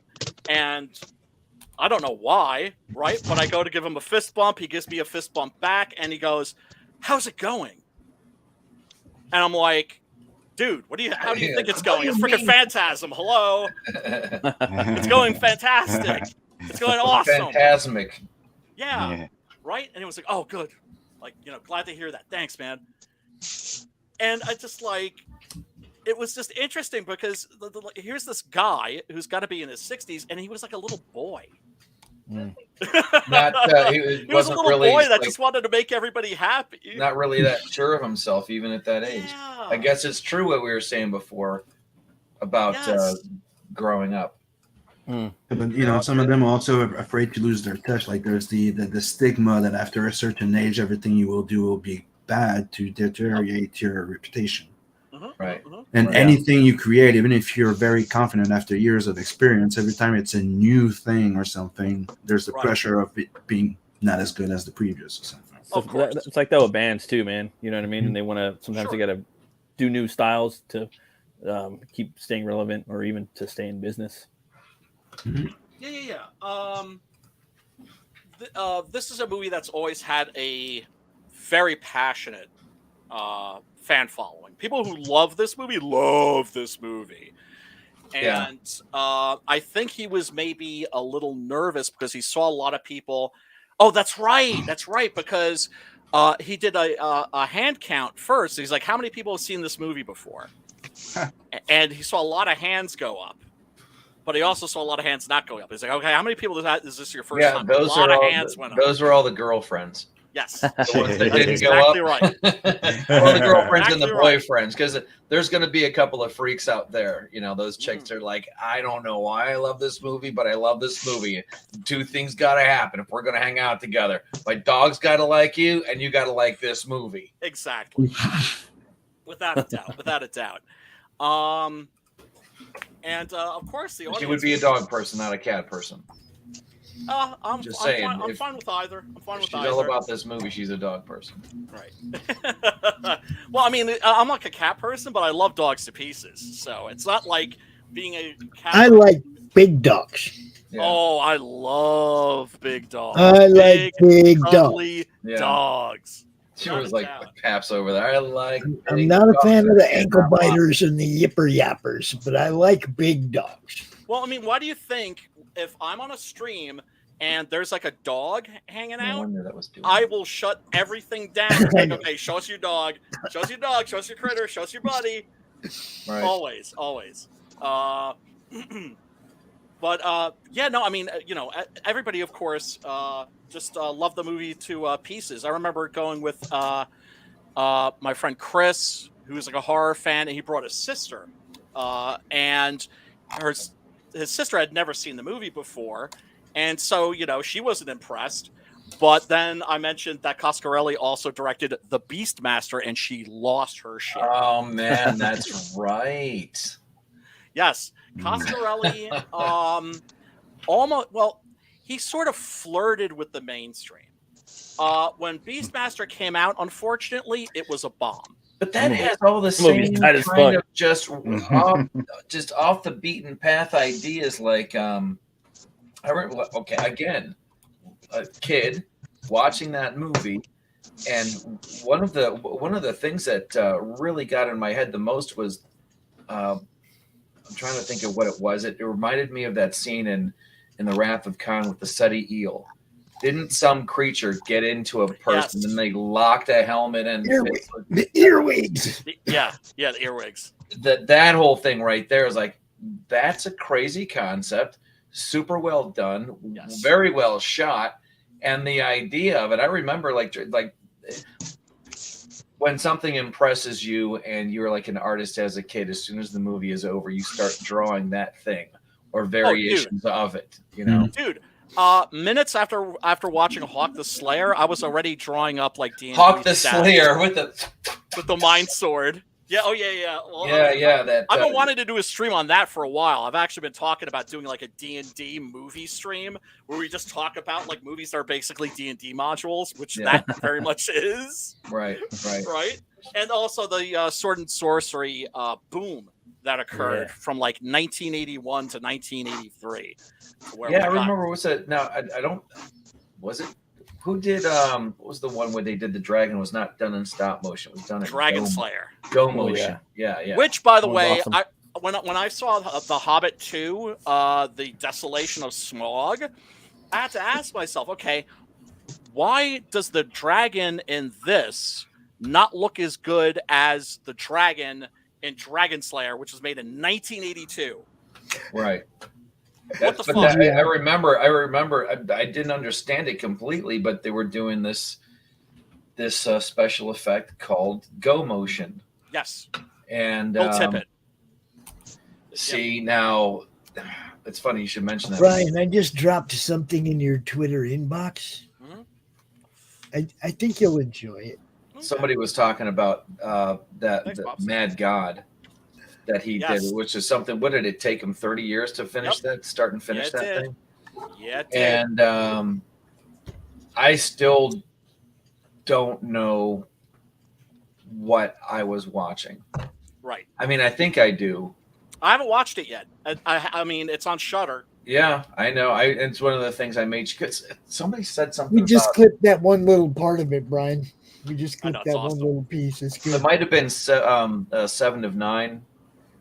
It was talking about, or somebody on Twitter whose opinion I respect on a couple of different things, and watched it, and then I watched, and I was like, I didn't know what to think. I mean, whatever, the whole other thing. But yeah, Phil Tippett. I mean, you can't deny the guy's talent. He's oh my god, he's up there with Stan Winston and Ray Harryhausen. Exactly, all the greats. But there's a lot of talented people I wouldn't have a beer with. That's okay though. Well, no, that's what I mean. Like when you watch that movie, the one thing that I thought of was one subject matter. Okay, so a lot of it was over the top. But I was like, this is the reason why you need a writer, right? But anyway. Yeah. Keep going. Yeah. I mean, I've heard that it's just like pure surrealism. This is, for instance, is very surreal. But the important thing when you're doing something that is as off the wall as Phantasm, you don't have to explain shit. But but it does have to make sense. Less is more. The audience doesn't need to know. But it's like the rule in manga, in anime and manga, right? It's like they like the explanation that they give you. Like the way they explain it, you're like, okay, but it doesn't make sense physically or scientifically or at all. It's just they can explain it. You can't explain it. Okay, yeah, fair enough. That's what I felt like about I understood where they were going with Akira, and I had to wrap my mind around it a couple of different times in order to understand where they were coming. That's one of the things where I can appreciate the talent that goes into manga. But sometimes they botched the ending. The ending is just too surreal. You can tell that the writer didn't know how to end it. Akira? Yes. Yeah. There's that. But with Phantasm, there was there was stuff that I wanted to know that I couldn't know because it wasn't in the movie. Like I wanted to know more about what was going on the other side of those pylons. Of course. Mm-hmm. Oh, yeah. We got a little bit of it, and it was it wasn't. I won't say it wasn't a cheap effect, but it was inexpensive, but very effective. To just have that red sky and that land that goes on forever. Yes. And I remember Stephen King saying something about, and I think it was in the it was a TV movie thing that he did about a huge disappearance. Somewhere in there's a line it says that hell is repetition. Right. In other words, it's that hell is repetition, and you know that it's going to go over and over and over and over, on and on and on for all eternity, and that's what that reminded me of. Sounds like my job. Yeah, that's what they say. That's what they say about it. It's just you gotta have a variety is the spice of life. Now imagine an eternity without that spice. Exactly. Which is why I'm a Christian, because I don't want that for my eternity. Yeah, I mean, geez. It's always interesting seeing different interpretations of hell. Yeah. And it's always great when you see something that you haven't seen before. Right? Although I could go there. Although there's a movie called Elementary, The Blacksmith and the Devil, I think. It's a movie from Basque. I've heard of that one. I think I've seen part of it, but yeah, it was on Netflix, I think, for a minute. Now, for those of you that don't know, because I didn't know this, I actually had to look it up. Basque is a region in basically northern Spain, but it's its own country. Yeah. That's where Canales is. I'm saying that Canales in there? Yeah. He's a separatist. That's where he's from, yeah. That's where he's from, yeah. And Elementary is great because it takes medieval demons, right? The ones that you would see in like old German woodcuts and that sort of thing, where the Pope would be depicted as having like eyes on his head, and, all this, crazy surreal stuff. And you get to see that. You get to see a medieval interpretation of hell, like realized, like it's like that's exactly what you get. The demons with the barbed tails and that kind of a thing. Just like a Hieronymus Bosch. Yes. That's what somebody had described Mad God is a Hieronymus Bosch painting on the brown acid. Yes. There it is. There it is. Do not take the brown acid. We were talking about Bosch just the other day, and I remember being in a class. This is when I went back to college when I was like 40, right? There it is. And I remember showing a picture of Hieronymus Bosch, the Garden of Earthly Delights, I think it must have been, and I showed it to my fellow students. And I was like, what year do you think this is from?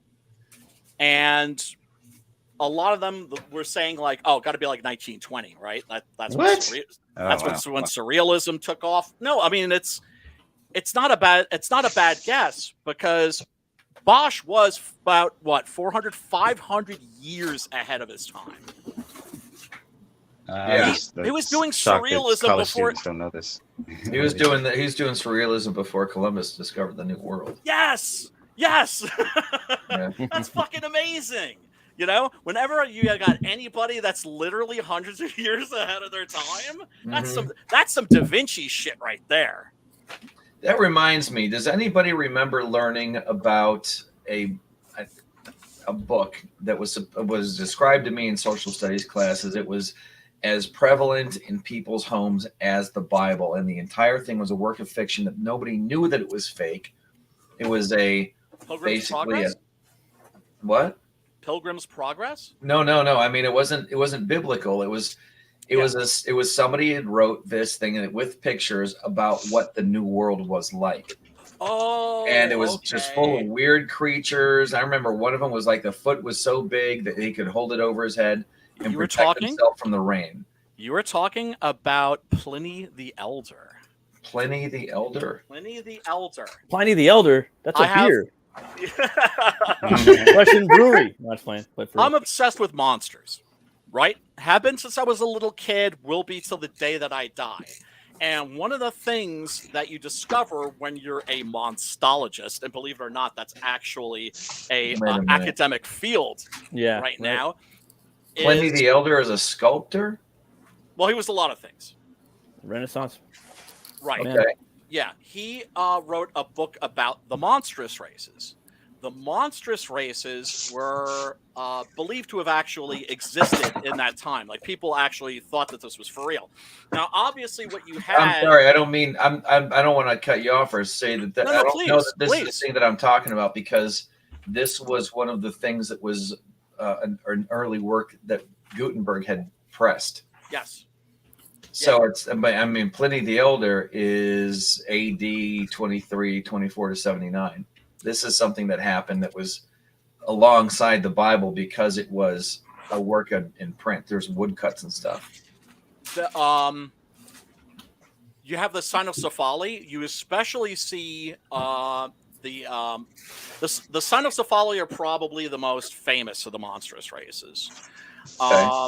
They're dogs' heads, and one of them learned the gospel. Right, because there are depictions of Christ in art, and especially in Byzantine art, you can see this quite a bit. Because I'm obsessed with this shit, right?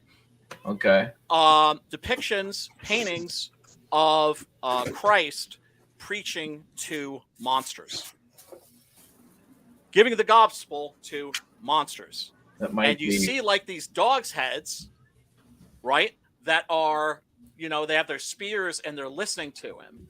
One of them was named Reprobus, and he accepted the gospel. He heard the gospel, and he accepted Christ, and he became human, and he's better known to most of us as Saint Christopher. Okay. Which is why some people call him the werewolf saint. I see. I see. Yeah. Oh, this shit goes deep, son. This shit goes deep. And I'm a little rusty on a lot of it, but I got all the books and I studied this stuff very carefully. But like you mentioned, the guys with the feet on their heads, it's obvious like where that comes from, right? Somebody went to India and saw a yogi, right, and saw somebody put their leg behind their head. Yeah. Right, and then somebody's like, "Oh man, it's like a game of phone, right? Where it's just like, oh man, I just got back from India. I saw this guy that put his leg behind his head, and that like eventually becomes a guy with a foot on his head." Yeah, he basically would hold his leg up, and the foot was so big that it would just act like an umbrella. Yeah. It was weird. It was like some of the oddest stuff. Like people believed this. Yes, they absolutely did. They believed that there were men without heads, but that had faces on their. Yeah, I was going to mention that. Look at social media right now. Imagine when they didn't have it. What is that? That's the book I'm talking about. I have a book with images of that. Yeah. It's I believe it's called The Monstrous Races. Yeah. Because I love that shit. I'm very much obsessed with cryptozoology.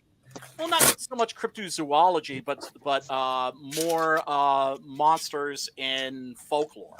Mm-hmm. Like I said, there's a field now, monstology. I have a couple books, academic books, and they're actually pretty good because you don't want to read most academic books because they're all tied up in lingo.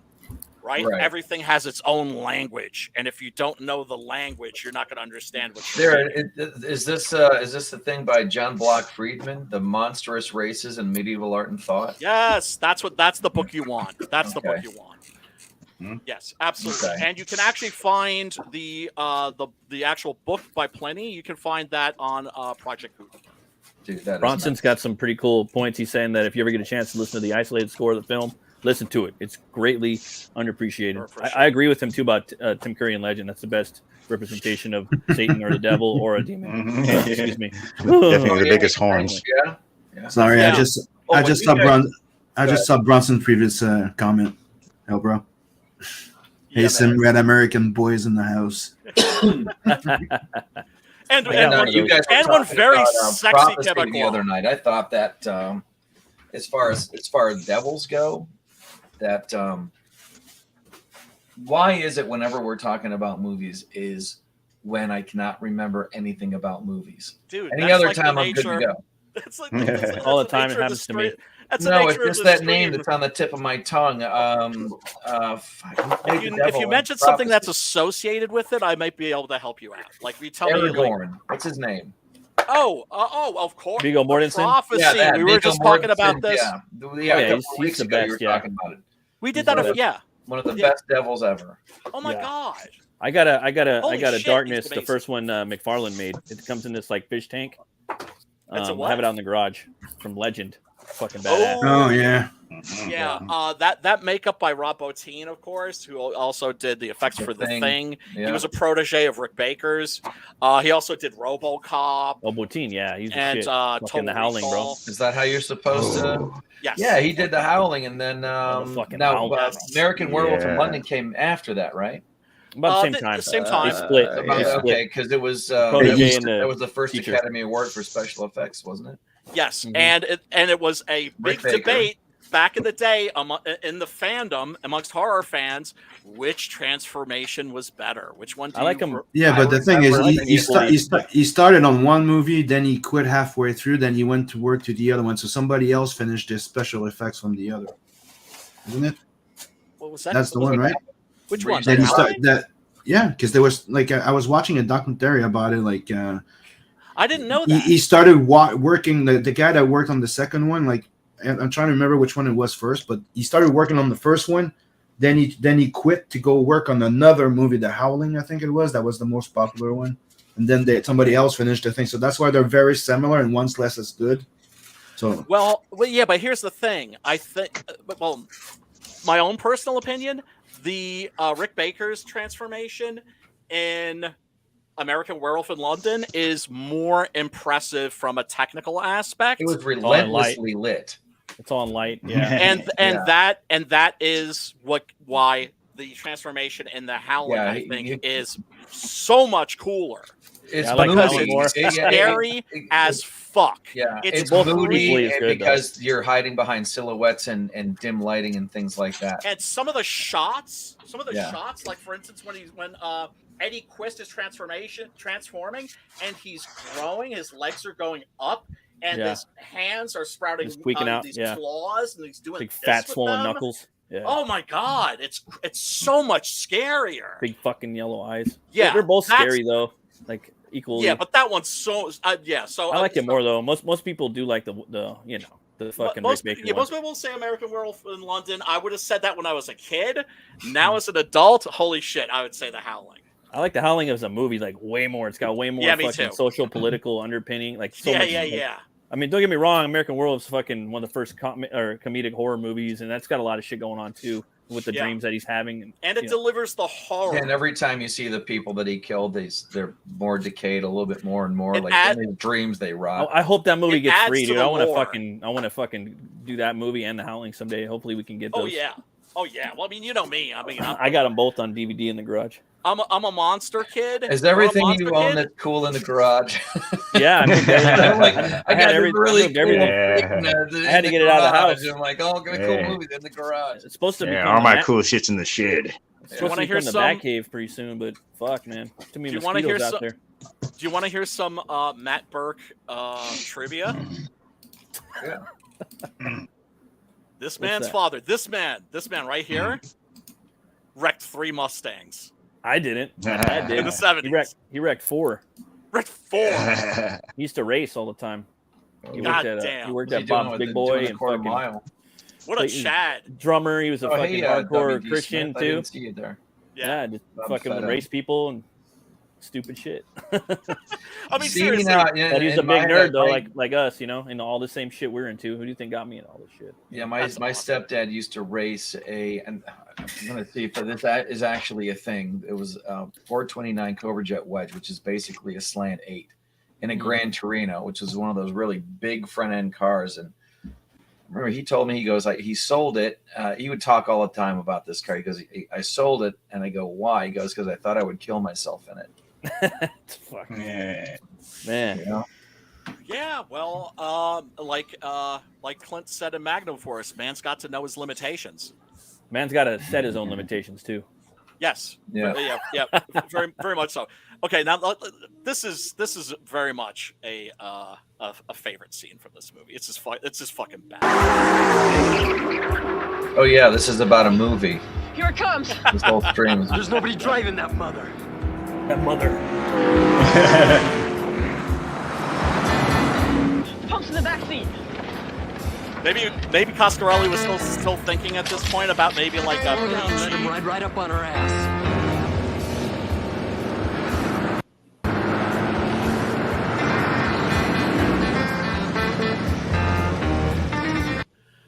Okay, so the kid is what? He's like what, 13, 14 years old, I'm guessing, and he's driving the Hemi Cuda, and he's packing heat. He's got a pistol, a 45, like a nickel-plated 40, like 1911 45, and his big brother is next to him with a fucking pump shotgun. How do you like? Dude, I totally forgot about all this this kids shit. movie. I'm telling you, So fucking America. badass, dude. I totally forgot about all the fucking guns in here. Yeah, it's the ultimate 70s and 80s kids fantasy. It is. I'm gonna get that bastard. Yeah. A 71 Cuda with a sunroof. but yeah, what more could you ask for? This is why I insist, my own personal belief. People are free to disagree with me. This is the best stealth kids movie ever. Oh, only because the boobs weren't that big. All right, speed up. The kid has to wonder, am I looking at boobs? Yes. They're not that big. I think I'm gonna start saying mother more. I'm gonna get that mother. Get that mother.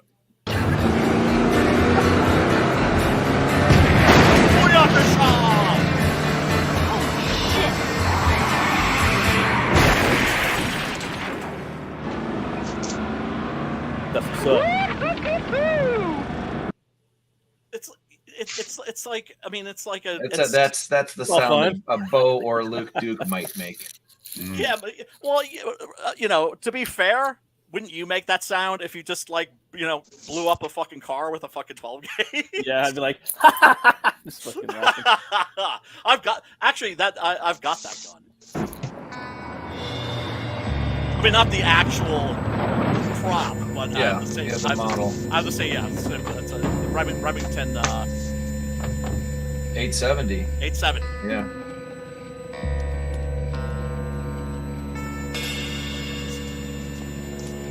Yeah, that's a basic building block shotgun right there. Yeah, I know.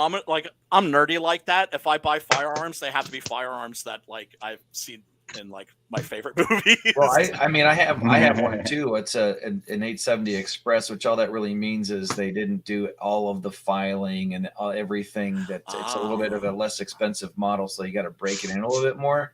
Gotcha. But the reason I got that versus the Mossberg was it was a steel, not aluminum. Right. And there's two rails on the pump, one on each side, not just one. Right. So I felt like it was a more substantial. You could beat on it more. Right. Stream got taken down. That's like a Did it really?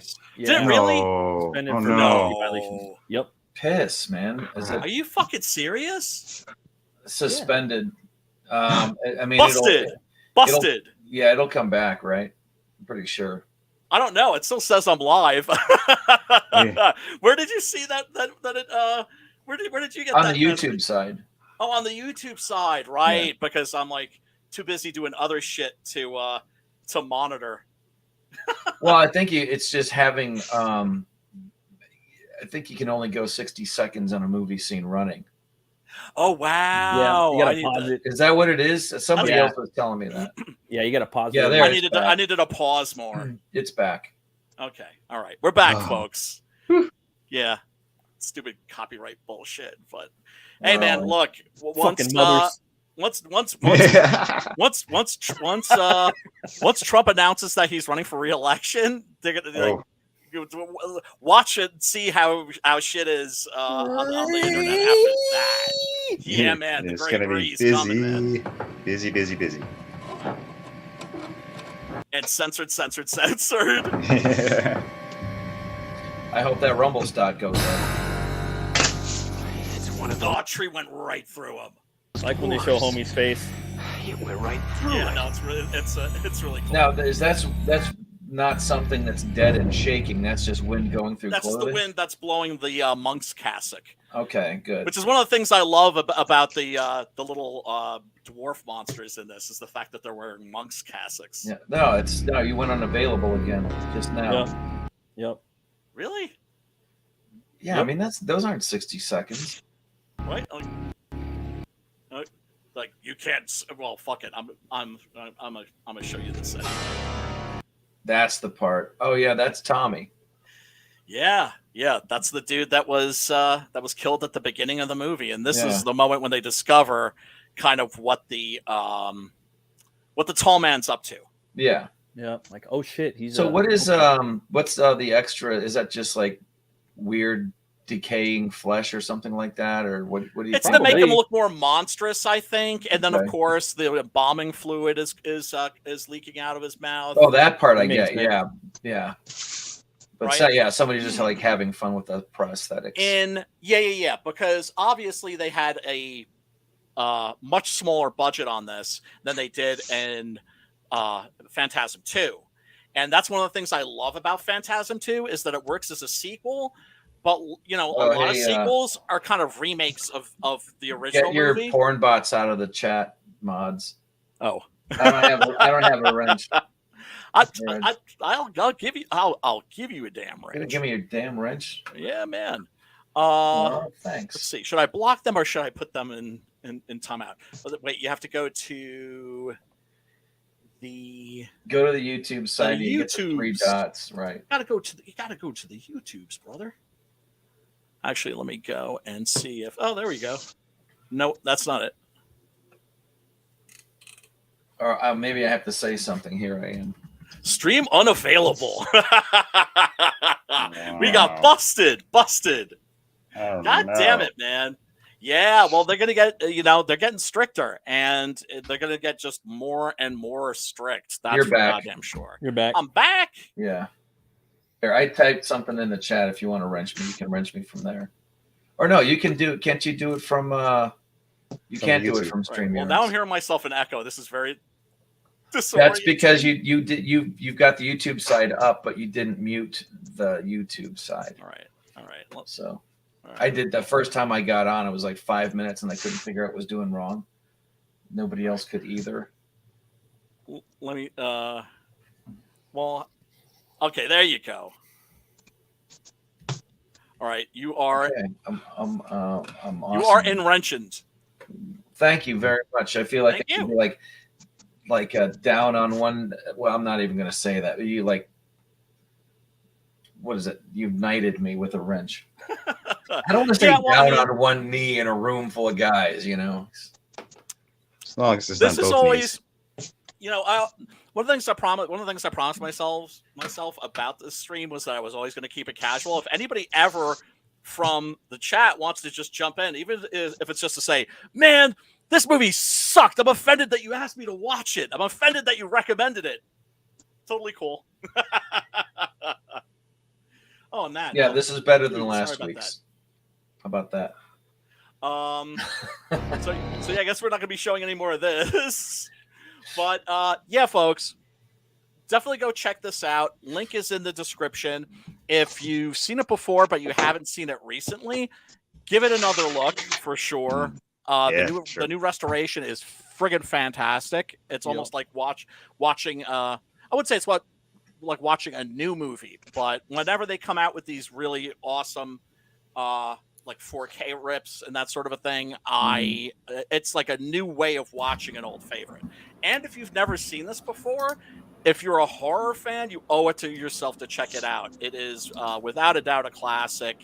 What did you guys think of it? Like, what's your overall ranking for Phantasm? I give it a fucking 2 horns way up, man. Like I said, it fucking, was a big inspiration for Butch Cleaver. You know what I mean? Like the tall man alone, dude. Yeah. And I watched it when you told me to watch it, and I really enjoyed it. It's up there with my favorites. Really. Oh, really? I was gonna say slasher, but it's not. But it is. It's a lot. It has a bit of that. How can I say Halloween vibe to it, Carpenter type of bit. Well, yeah, but so that's how I was gonna slasher, but it's not a slasher. No, that's what I'm saying. Yeah. Well, I mean, it's very much of its time, right? And like you're saying, like it probably inspired freaking Carpenter to do the Michael Myers after, because he does like the looming walk, like the slow walk, the piano. Done. Yeah. Done. Like there's a few camera shot, like when you see that bar restaurant or something. There's a few shot like when he's walking through the street, like it feels like Carpenter filming. Right. Yeah. So definitely. Right. Yeah. And when I was a kid, and I saw the ad for this one in first run, when it was first released, I saw the TV ads, and I was I guess 9 years old or something. And at that point, I had already been exposed to what they call grindhouse movies now. Yeah. My older sisters would take me to see like the Gates of Hell and shit like that, Really? But I didn't.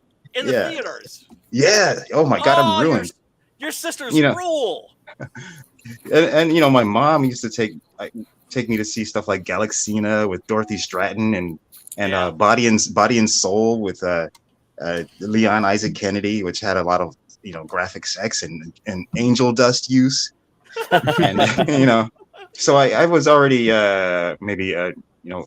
hardened, I guess, but when I saw the ad for Phantasm on TV and that one shot where the arms come out from under the bed and grab the kid, I was like, nope, I'm not gonna. There's no way they're gonna drag me to see that, and I didn't see it until maybe my late teens, probably my early 20s, and that was the first time I saw it, like 30 years ago, and then I watched it again. Yeah, well, when I was like 9, but I was already exposed to like crazy shit too. Yeah. Well, dude, but, I'm the one that'll tell you, like, I thought I was like a jaded horror fan when I first saw Night of the Living Dead, and I think I must have been like, I don't know, 11 or 12 or something like that, and I didn't sleep a fucking wink. I did not sleep a wink that night. I was up all freaking night. I started watching it and with the lights out the way I normally did with a horror movie. And for the very first time ever, I started turning the lights on. Well, dude, that remake creeped me out when I was younger. The 90s one. Yeah, that was so good. Even the beginning with like Bill Moseley, and the dude's walking like, ugh! Like, I don't know, a lot of them freaked me out. Like they did some really good effects in there. And I had seen that. I think I'd seen that after fucking Dawn of the Dead. I don't know why. Like it was weird. My whole family, we watched Dawn of the Dead. Like my uncle and my grandpa, they all came over and watched it. And family this event. is fucking family. It was, dude, a bunch of psychos, and we watched it. And I was like, it's sort of a party movie in a lot. This shit's fucking crazy. And they let me watch it, and I was just like, damn, this is cool. But we all watched it. It was like, we were eating popcorn and everything, watching in the living room. Crazy. But then I had seen the Savini one later after that, and to me, that shit was kind of creepier for some reason. I don't know why. Well, he did such a good job of good movie. Is it Barbara? Her character arc was really good. That was Romero. We're coming to get you, Barbara. What I loved about it was I went into the theater very I'm not so sure, but I went to see it because Romero had written the screenplay and Tom Savini was directing. I was like, I don't know if Savini can direct, but whatever. This looks and sounds legit, so let me go and check this out. And what I loved about it was the fact that it assumed that you were already familiar with the original. Yeah, I that's nice when that happens. Yes. Well, enough people should be. Yes. I mean, at least around Pittsburgh. Yeah, without a doubt, right? And so when you were expecting it to turn right, it turned left, and so on and so forth, right? And it becomes its own thing, and it becomes its own thing. Yeah, and so in a way, it's about the original movie. Yep. The same way that the Philip Kaufman remake of Invasion of the Body Snatchers, which I'll argue is better than the original, is kind of about the original. That's why I gave the Dawn of the Dead remake a chance, was because I remember reading a interview with the screenwriter, James Gunn, and he said that he wanted it to be like the Philip Kaufman Invasion of the Body Snatchers. Like, he wanted to make a movie, he wanted to make a remake of Dawn of the Dead that was about Dawn of the Dead in its own way. And I was like, okay, all right, I'll give that a chance.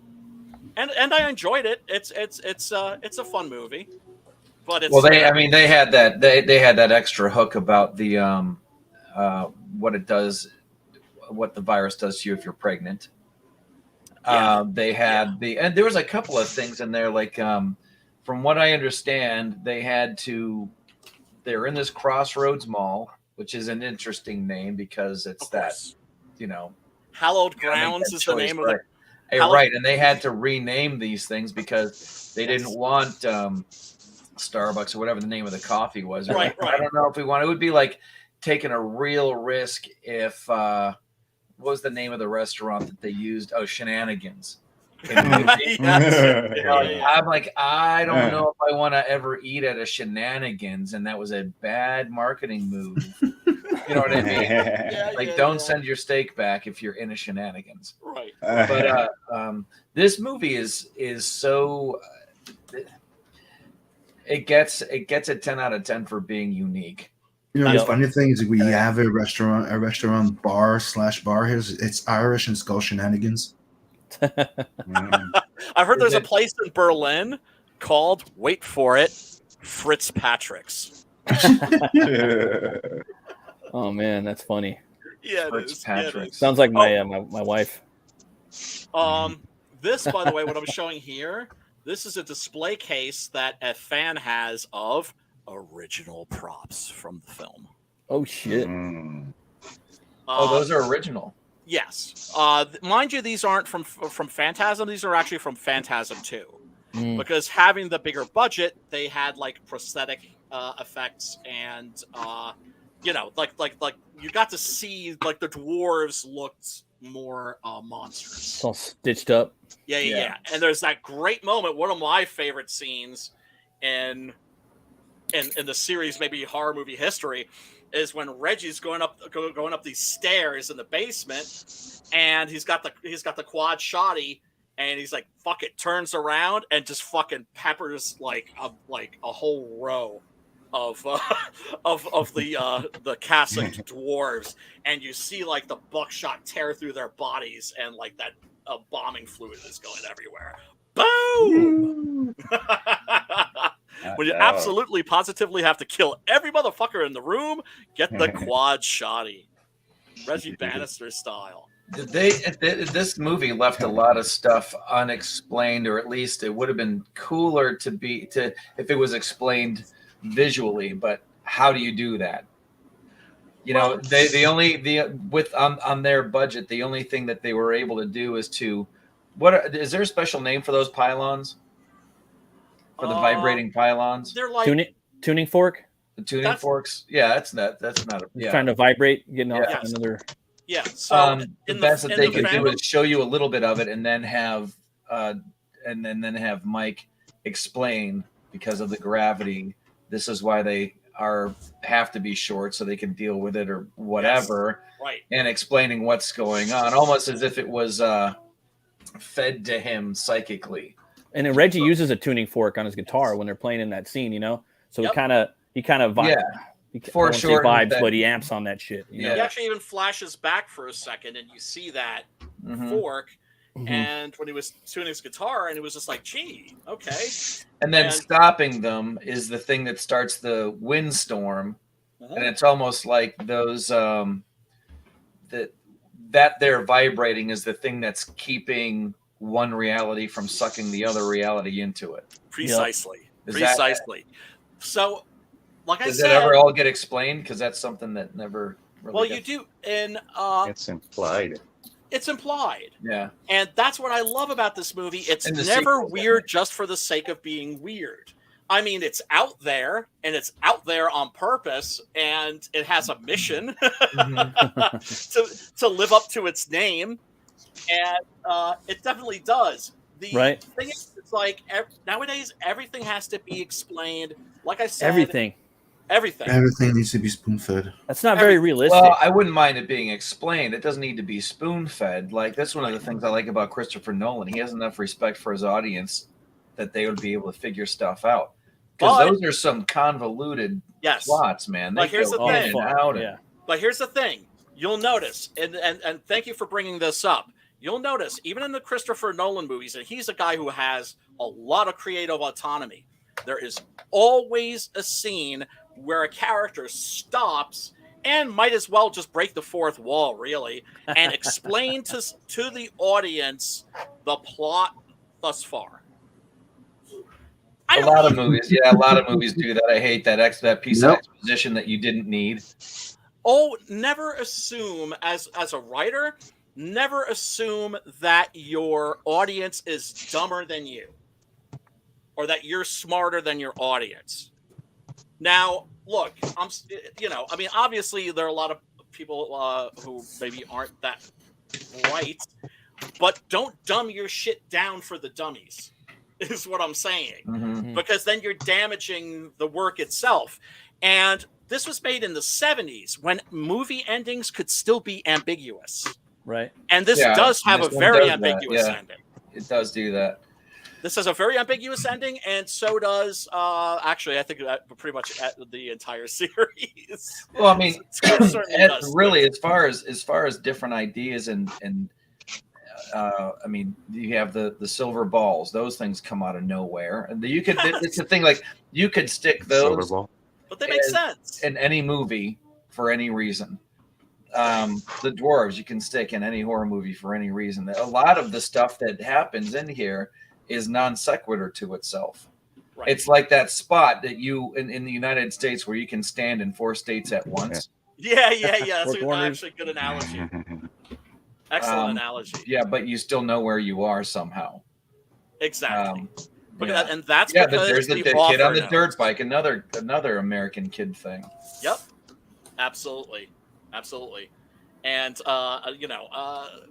once again, I maintain that this is an R-rated kids movie. It's a stealth kids movie. Yeah, for originality, it definitely gets a 10 out of 10 because there's so many different unique ideas happening at once.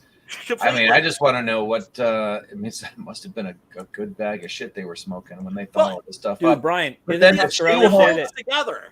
Coscarelli was saying, like in the special features, that he was really like inspired by just funeral homes, the way that they're set up. Do you ever hear anything about that? Yeah. Oh yeah. Like that's really like, and then he really took everything and put it into the embalming fluid, this blood, the crazy fucking mortician. There's always not always, but or like in the Old West, the Undertaker. You know what I mean?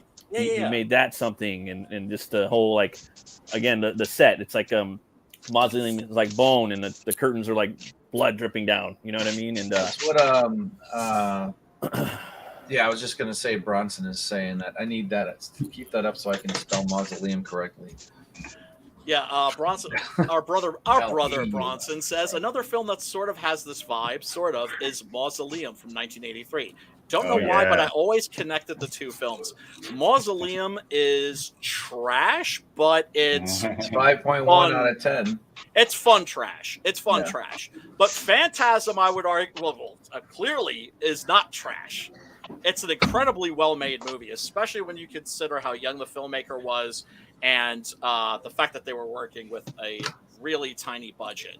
Yeah, for what they were working with, some of the acting like this chick here. Oh my god, flat as a pancake. And the practical effects were pretty sweet.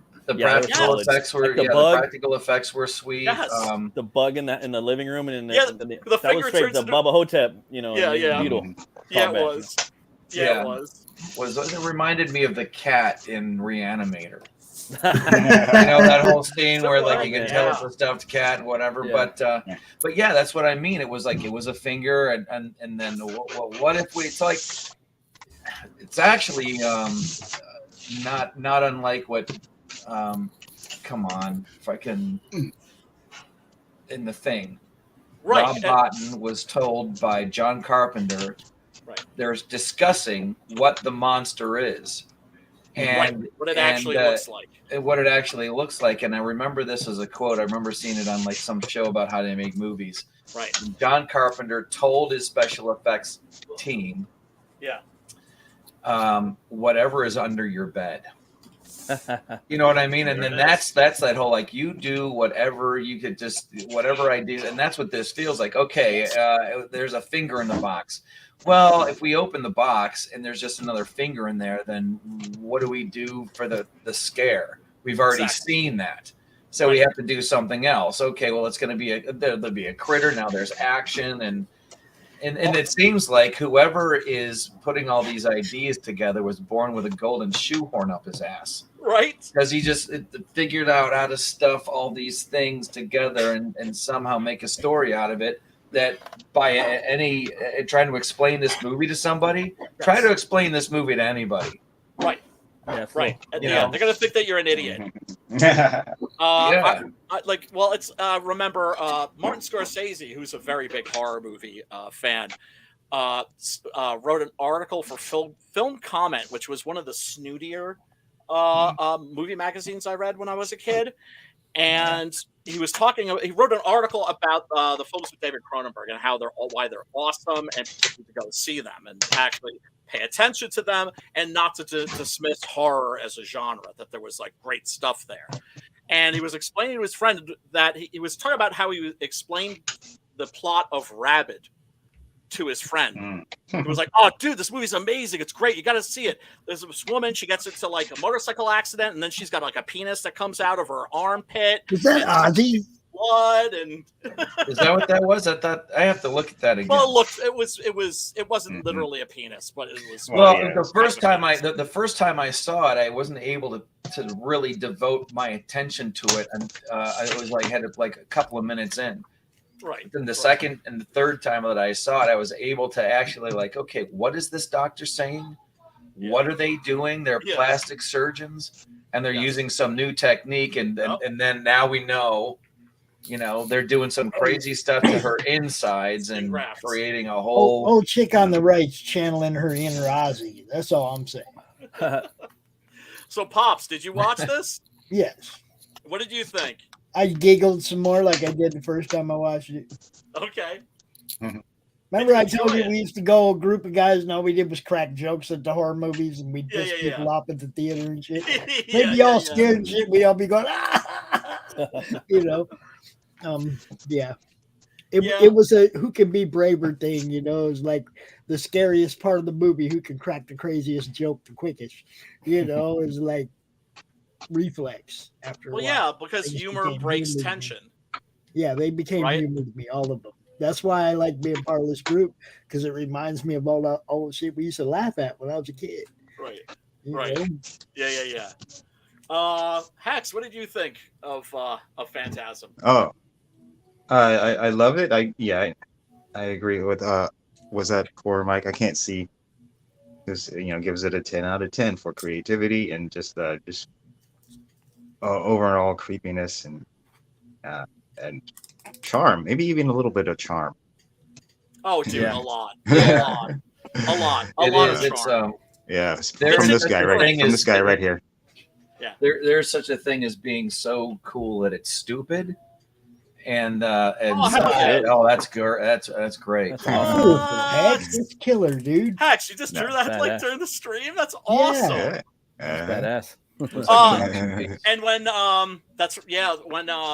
Mike opens the door and the tall man is there and he's holding his hand up right, with the missing fingers, and then then opens it, yeah. Then opens his hand to show that he has his fingers back. Yeah, hard to kill. Good stuff. Good stuff. Yeah, but it's like it's got that cool factor. It has that's what it is. It has a Fonz factor. The guys in this movie are cool. The car. And they're not so shoddy. A kid with a fucking riding around on a dirt bike, and he's got a fucking 45. They're in a band. It has all the cool shit. Yeah. Playing guitars. A members only jacket would have ruined everything. Everything. Thank God they hadn't been created yet. This is right before the 80s. Yep. Oh man. Right before the 80s. Yeah, and you can tell. I was like, everything got they're fucked riding up. the raggedy edge. Disco was dying its last breath, is breathing its last dying breath. But the bell bottoms are still there a little bit. Rocking the bells. The hair is going from whatever it was in the 70s to kind of more of a rock and roll, standard rock and roll look. The mullet cap. Yeah, right. Yeah, it's a very important transitional piece. Most definitely. Yeah. Oh, that's ID Crisis. Oh, okay, I'm sorry. I thought that was Horror Mike. No, I'm on my phone. I'm on my phone here. I can't see it. It's all good. Too well. It's Andrew drawing at the same time. So if you're a little discombobulated or disoriented, it's all good. But dude, that's bitching. Yeah, it's badass, dude. Mm-hmm. All right. Thank you. What should we watch for I was just next about week? to ask you that.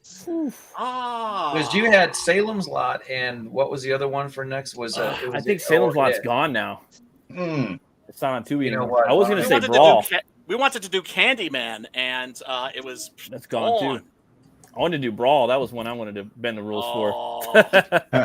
It's such a great movie. Everybody, if you haven't seen that, if you haven't seen Brawl and Cell Block 99. Oh yeah, that I have. Yeah. Sure. Own that. 4 stars. Own it. Yeah. Yeah. Awesome movie. Okay, let's see. Well, now I'm only going to throw it out there because I had made the suggestion in the past, but The Canal. Did you guys see a movie called Where? W-E-R. It's about a werewolf. No. Did I see that? I think I may have, possibly. Well, it came out in 2013, and it technically addresses like the werewolf disease. Okay. Yeah, that's what I liked about it so much, and it's kind of like it's not a footage, like a found footage movie, right? But it's like it's like a movie that happens, but it's also a documentary in a way. Oh, so it's a mockumentary. No, not at all. Like it's a movie, but they're filming at the same time. It's like they're researching what they're doing about him, about his lycanthrope disease or something. And it's the feel of it that I'm telling you that it's kind of weird. Like I really enjoyed it. It's really different. Like I really enjoyed that movie, and not many people saw it. 2013. It's on my list. 57 out of 100, 5.9 out of 10. Yeah, it's pretty goddamn good. And but it's not streaming anywhere free. No. Oh. No. Well, I only have what do I have up here? I've got Prime. I don't subscribe to all. It's so underrated. I thought that maybe it was. Prime, Disney, HBO. It's hard, man. There's so many good ones. I know. Peacock, Pluto, and Tubi. So if there's another streaming thing out there, I love this. I love the stipulation. Did you guys do Event Horizon? Well, like Brian was saying before, where if we can find it on something like I got that on Blu-ray. If we can find it on something like Pluto or Tubi, where everybody can see it, or if it's available on YouTube, then no one gets left out. That's what makes it interesting. Part of me was thinking of like introducing you all to Jess Franco, because Jess Franco's movies are wild, and Venus and Furs, which is his best movie, is on Tubi. But I don't know if I want to do that to you guys. If it's maybe a little bit too surreal and a little too whacked out of its head. Let's see. There's also a lot of Japanese horror movies, like from like the 60s. What should I call it? Lake of Dracula, Evil of Dracula, a Vampire Doll. War of the Gargantuas, although that's really a kaiju movie. They got Dr. Jekyll's Sister Hyde. One movie I know we're definitely not doing because I just haven't been able to bring myself to watch it yet is Argento's Dracula. Who plays Dracula in there? Is it Udo Kier? Thomas Kretschmann. Okay. Who's a great actor, but Argento's movies have been unwatchable for like the last 20 years. I might have to watch it, dude. That's too bad. Let me some Drac. It is. He ruined his legacy, which is a shame because, and I think that's why John Carpenter stopped making movies. That makes sense. He didn't want to be Tobe Hooper. Tobe Hooper's another guy like that. The last one I saw by Carpenter was The Ward, and I remember it being aight, but I don't remember being like, that was fucking awesome, you know? Yeah, it was okay. You know? Well, what The Ward. What movies have you guys done, or did you do Terrifier? Because I remember somebody mentioning that before. I like that one. Terrifier's pretty good. I like that one's fucking good. I like. I don't know, but I mean, you did it on the stream though. No. No. Oh, you no, did? We haven't. I'm just going through Tubi right now. I'm just looking at. That's what I'm doing. Terrifier's on there. Yeah, Terrifier's on there. Would you rather? I'm down with that. That sucked. I'm not sure. Cutthroat's 9 is on there, which is actually technically a Western, but it's like a splatter movie. It's actually more like a horror film, but I don't know. You did Mandy. I know you did Mandy. Yeah. Oh, Panos Cosmatos. Oh, you're talking about I know that's when I really started listening because that movie was Beyond the Black Rainbow. Is that on there? Wait, who are you asking what? I'm asking you ideas. Beyond the Black Rainbow on. Well, if they're that's an amazing movie that people more people need to see. Anybody in the chat, if you got any ideas, any suggestions, by all means, throw them our way. Otherwise, we will figure something out. The Burrowers is on there. Abominable. Abominable is the shit. I saw that. I was doing research on just like snowmen and Sasquatch horror movies. Yeah. Dude, that was great. That was good. I just watched it like 2 months ago on Tubi. Should we do that one maybe? Which one is it? I'm down. I'm also down for Terrifier. Okay. I seen that once and I fell asleep and during it 2 years ago and I thought it was terrifying. Okay, here's the that's a satire. That doesn't count. No, I'm just kidding. It just popped in my. Not that it's not awesome. Not that it's not awesome, right? I like that one. But Christ, what was the movie that I was just Beyond the Black Rainbow is Abominable. Beyond the Black Rainbow. The plot to Abominable is that it's basically a rear window with a Sasquatch monster. Oh yeah. Okay. And it's got one of the guys from Police Academy, that plays Steve Gutenberg. Hey guys! Oh, did you go into a private chat? There's a link for it was on Anthony Cumia's show, Raped by Bigfoot. Oh snap! I will definitely be checking that out. Anyway, folks, tentatively right now, I think our next week's movie is going to be Abominable. I will be either way. I will be posting the link to that and to the next. It's on Tubi. Well, which one are you talking about? 2006 or 2010? Which one? Abominable. Oh, it's let me see. Damn, there's two movies called Abominable like that close. Yeah, one of them looks like there's four people walking in the mountains and there's a shadow. It's 2006 That's got Lance Henriksen in there too. It's got Lance. Whoever's in this poster doesn't look anything like Lance Henriksen. I had one question too. Another movie that popped into my research right now, and I'm like, I want to ask if they're selling because I'm not sure if you saw it, Brian. But did you see the first one? Not the second one, but Wolf Cop. Yeah, that one was fun. That's a Canadian movie, and dude, somebody told me to watch that one day, and I'm like, I'm not sure. It's cheesy, but yeah, it's just fun. It was fun. Yeah. It's not a horror movie; it's a comedy, and and it's fine for that. So if as soon as there's a little bit of comedy in the horror, it's not horror anymore for you. But not for us. Not for everybody. No. Look, dude, when the lizard people show up and everything, it's. Dude, I'm not saying that it's not. It's not funny. That's important. And that the lizard people in the first one. Ever since I watched that, in Wolf Cop 1. Yes, the lizard people from the center of the earth. This is the one where they're the big bad. They're the big bad. No, that's Iron Sky. Only lizard people I know are in DC. I'm just saying. It's, no, I'm telling you, that's a Wolf Cop. You must have watched Wolf Cop 2 and thought it was Wolf No, Cop. I watched 1 and 2. I just couldn't stand 2. I didn't finish it. Wolf Cop is where his first transformation happens when he's at the urinal. Yep. Is that the one you're talking about? Werewolves are not cops. Werewolves do not play basketball. Vampires do not fucking sparkle in sunlight. Yeah, that's our big secret. Yes, and zombies don't eat animals, damn it. They eat fucking people. Anyway, those are my rules. You don't have to adhere to them. Folks, thank you so much. It's not a bad subject for a stream, though. Yeah, no, not at all. There should be some rules. We gotta lay down. Zombies don't run. And zombies don't run. Their ankles would snap. All right. Everybody, thank you so much for tuning in. We are most grateful if you would smash that like button, hit the subscribe, ring the little ring-a-ding-ding-dong bell, and nice work, Hex. That's so cool. I can't He's believe coming for you. You really captured him. Pretty cool. Play a good game, boy. But now it's over. And now the stream is over. Thank you so much, people. We'll see you next week. Peace and love and Mata.